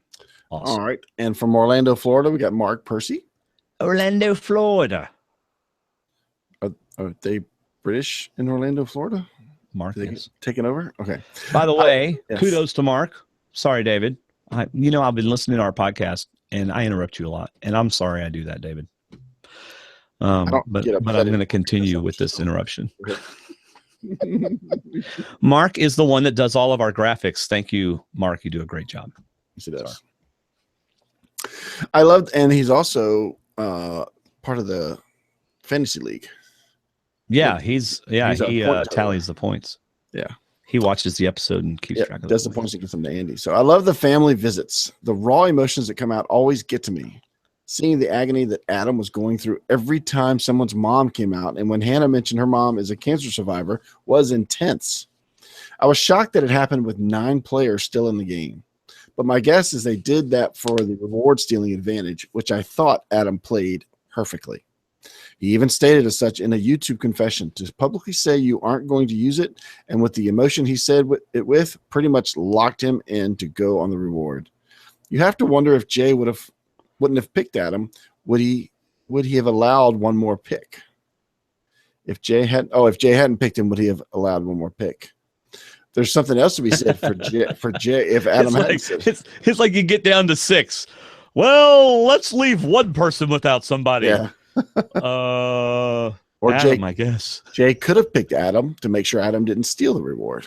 Unless he still could have stolen it. I don't know how that would have worked. But anyway. So what the heck was Ken thinking? Regardless of whether Will's move was good for him or not, Ken testing him was just the dumbest move I've seen in a long time. The one thing it did do was change the vote from him, but he about killed the possibility of Will switching sides. I'm sure Ken is a great guy in real life, but not a great Survivor player. I think Will made a mistake with his move, but a secret scene shows he does have a plan that he and Hannah agreed on. If his plan doesn't work, then his move brought him to the bottom of his new Trust Cluster Alliance voting block, or whatever you want to call it. I personally hope he gets taken out next week or in the beginning of the finale. Adam played a great game this episode, and even though he didn't need to play his idol, my guess is he wasn't 100% on what Will was doing. Exactly. Of course, Will should have stopped him before he played it, but then in Will's eyes, it flushed the idol, and that is better for Will. Maybe. I think Will was also shocked. Like most of them there were shocked that Adam had an idol. I don't think he told anybody. It seemed like everybody was shocked. Yeah. You know why, David? Because Adam knows how to play Survivor, and he doesn't tell people he has an idol. He also hasn't told them about his mother, probably. So right. Anyway. See, that's what, like someone even wrote in the chat room just now. Adam's a bit devious, kind of talking about his YouTube video. Goes against how he's portrayed on this episode. Adam's playing this game. Right. Adam is smart Survivor player, and he's playing this game. That's why I think that that he played his advantage, just not the way it was intended. My winner pick all season has been Brett, but I don't see it happening. I think it would be David, Jay, or Adam. That's all I can think of for this week episode. Until next time, Mark. Hey, it looks like we have another. Oh, I'm sorry.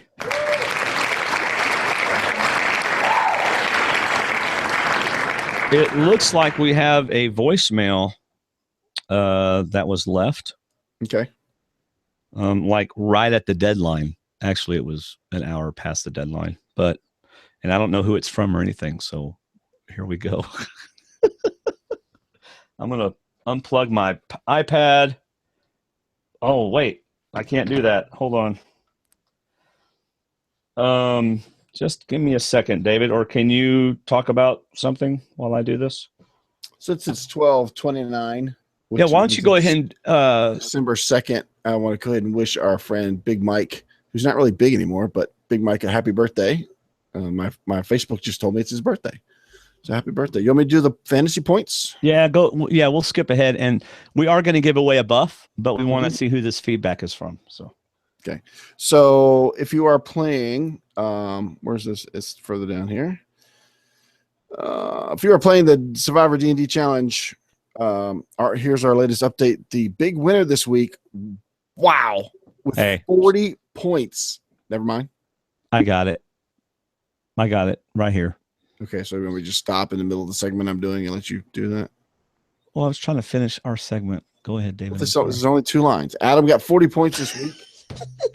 Big old 40 points. And the lowest score this week was Dwayne's remaining odd player that I don't have, Brett, with 3 points. Even Sunday got 5 points. I'm so proud of that. So let's wrap up the feedback with this audio that Dwaine now has. Yeah. Sorry about that, David. Sorry about that. Seriously, because I wasn't really paying attention. As an equal. I wish you just podcaster. I hate that you treat me like somebody that really doesn't have anything to do with production here. All right, here we go. Hey, D&D, this is Allison calling from Brooklyn. First-time caller, so I'm not sure I'm making it in cutoff time, but I just wanted to say I've really been enjoying the season. Seems like such a great cast. I was sad to see Zeke go last night. He was my winner pick. Well, my second winner pick. Michaela was my original pick, and that didn't work out so well. So now I'm putting it all on Jay. I hope I'm not jinxing him. I see him as a real potential winner. If not him, Adam or David then. I don't see Sunday making it to the end. We just really haven't seen enough of her on TV. Brett.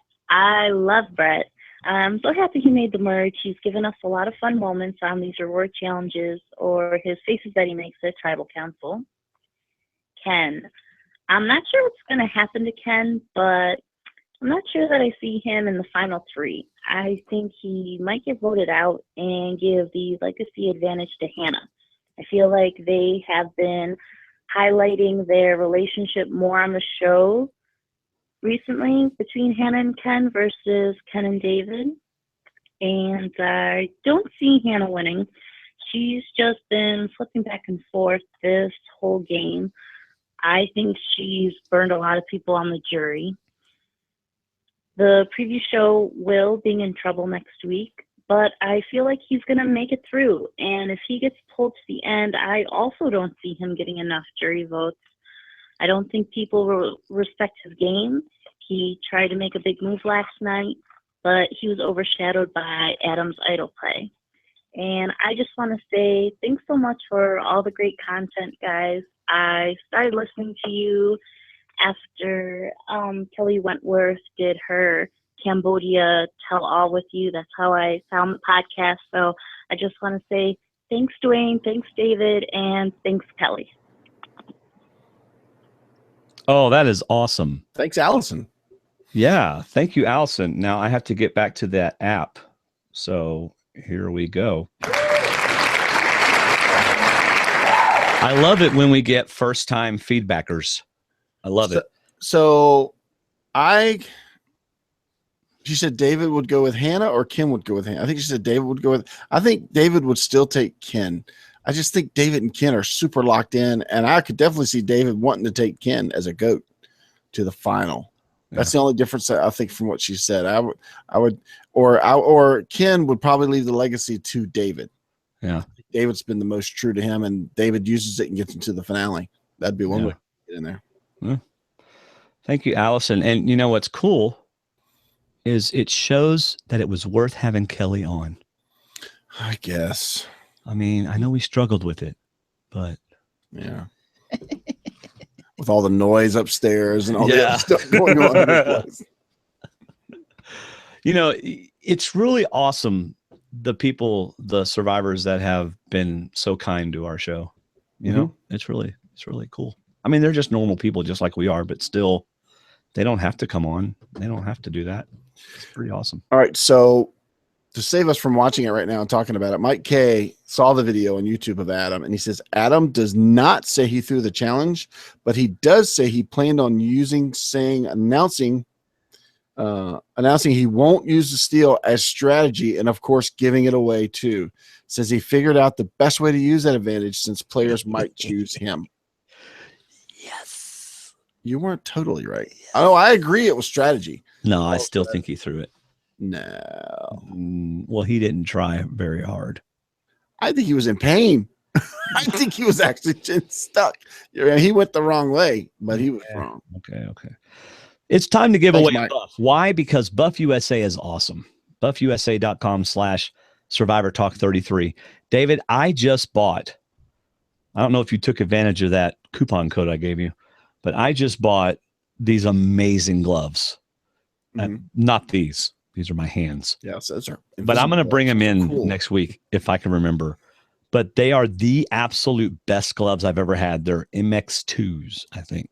Mm-hmm. But, oh my goodness, they're amazing. I love them. I love them. I love them. I also bought one of those windbreakers that you put and it goes down in your shirt and it comes up here and it goes over your face.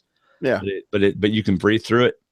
Because when I'm in my convertible and it's cold, you get air down your shirt and stuff. So I got to have something. Do they sell a tornado breaker? I don't know.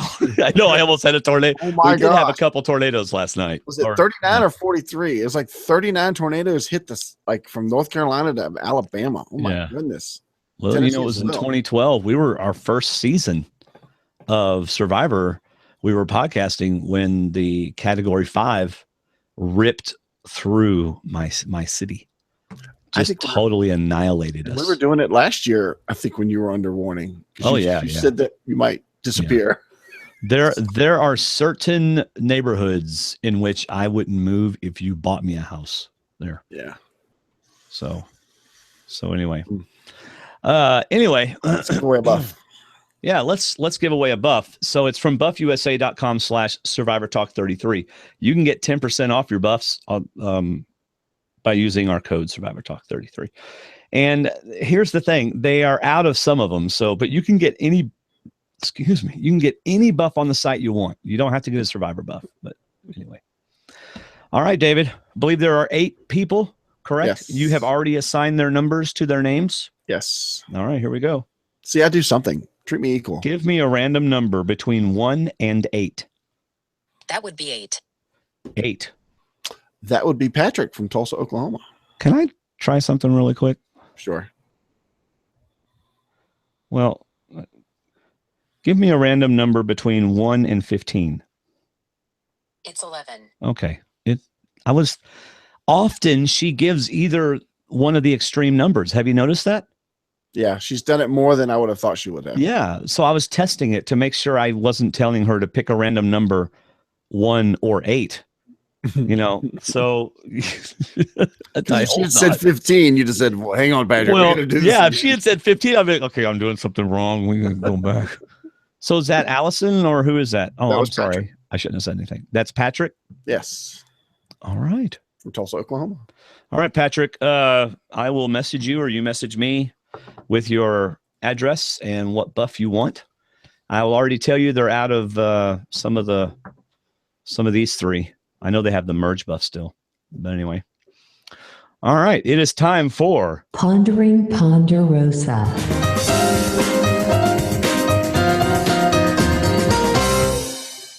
So I tweeted to Zeke. I don't remember exactly what I tweeted to him. Let me go look. But I absolutely loved his Ponderosa video. I tweeted to him, Zeker Chief from the 2Ds. I spoke on your behalf, David. Sorry. Your Ponderosa video was amazing. Here's hoping we get to see you play again. You are inspiring, my friend. I don't know if he liked it or not. And I wrote that because the dude's lost 95 pounds. Yeah. I mean, and 94. He was like 6 pounds short of 100 or something. And just watching him talk to Chris and stuff during this Ponderosa video. Yeah. The guy has got social skills, man. It's social skills. It's also how likable these people are. He could have avoided Chris. He could have said, you know what? He's not going to talk to me. But he didn't. Yeah. I don't think he could deal with that. He's like, we had a relationship and I want to find something what's going on. Yeah. And it's funny that you mentioned that last week. Gracie and I didn't talk about Ponderosa because it hadn't come out, but I really enjoyed Jessica's Ponderosa because I kind of related that if I came out of the game with a 6-pack, you better believe I'd be watching what I eat for the next 15 days because I want to keep that 6-pack. Yeah. And if you came out of the game with the 6-pack, there would be National Enquirer would be there. That would be the season. Geraldo Rivera would be there. That would be the season they played 139 days. But anyway, it starved me for 99 days. But I also liked the letter she got from home. I don't know if you remember that. Oh. And the PS, by the way, your car has a dent on the hood door. Yeah. That was so funny. Jessica's Ponderosa video became a Victoria's Secret workout video as well. Yeah. Slow motion jogging on the beach, all oiled up and everything. So anyway, but back to Zeke's luxury of a folding chair and bottled water. Yeah. 165 pounds, 5 pounds away from 100. Now, very interesting. Chris is really surprising me because he's holding grudges. You know, everyone else is like, hey, it's cool. But he was, if you didn't watch the video, go watch it. Zeke is greeted by everybody except for Chris. Yeah. And he's like, okay, fine, whatever. I just want Oreos and peanut butter. So these Ponderosa videos are good. They don't seem as in depth as last season. Last season, they really got more into the person, almost like a longer interview, maybe. This season, I guess time-wise, they could be shorter, but it seems more about the people with them as much more so than just them. I just remember there being more private time last time talking about things. I love Zeke's reaction when he sees the mirror. He didn't even know the mirror was there. And everybody else was like, oh gosh, let me look in the mirror and see what it looks like. He turns around and sees the mirror. It was funny. But then over wine and lasagna, things lighten up a little bit. I'm not sure what Taylor was doing with his lasagna. Yeah. Really examining it very closely. I don't know, but I would not want to be Taylor when Chris finds out he's been hiding his puzzle pieces. If you watch Chris's Ponderosa, I haven't seen Chris's. Chris is working on his is more a little mundane, a little softer. But he's working on this big puzzle up by the bar. It's just something he keeps doing. And whenever Taylor walks by and Chris isn't there, Taylor pulls a piece out of it and puts it underneath a bowl and hides the piece from Chris. And Taylor thinks it's great. So yeah. Chris seems to be slow to forgive. Yeah. Let's just say you don't want to cross Chris in life. Yeah, Chris even said Jessica and I were more rivals in the game, but he's been okay talking to her versus talking to Zeke. He feels much more betrayed by Zeke. Yeah. One thing that Zeke said that I don't know that I've heard from any other Ponderosa person really brought out is how weird it was to not have like cameramen, to have an actual moment where you are alone. Yeah, when he went to bed or when he finally got into his bedroom. Yeah. He said it was weird not having anybody else around, which also shows that Zeke never went off on his own, pretty much. He was constantly around people, which is how you play the game. You got to stay near people. Don't let people get too far away, or at least be talking to somebody. True, but I also think he's talking about like camera crew and stuff. I mean, yeah, you're right. He probably didn't spend a lot of time. He was talking about the castaways. See, I don't think so, because even when you're alone, I don't think send a cameraman out there to see what you're doing. I don't think they followed him when he took an aqua dump. Well, I think but that's probably alone then. I think it was more they're on castaways. The beach. Okay, fine. It's the castaways. So, but anyway, turns out Zeke was also lying about his profession on the beach. Apparently, lots of people were. Yes, that's the big reveal at Ponderosa. Yeah, talk about who we really are. So here's where Zeke shines. He sits down with Chris, and see, this is quality quality, certainly not communication skills on my part. Quality interpersonal relationship skills. Zeke knows how to handle someone who he knows is angry, who may be volatile against him, not like physically, but and he does such a good job of disarming Chris, setting him at ease and making him laugh about stuff, bringing up good memories, being self-deprecating. Yeah. I mean, Zeke just does a fabulous job, which just shows that Zeke has game Zeke and Zeke has Zeke, and his real life Zeke helps his game Zeke. Yeah.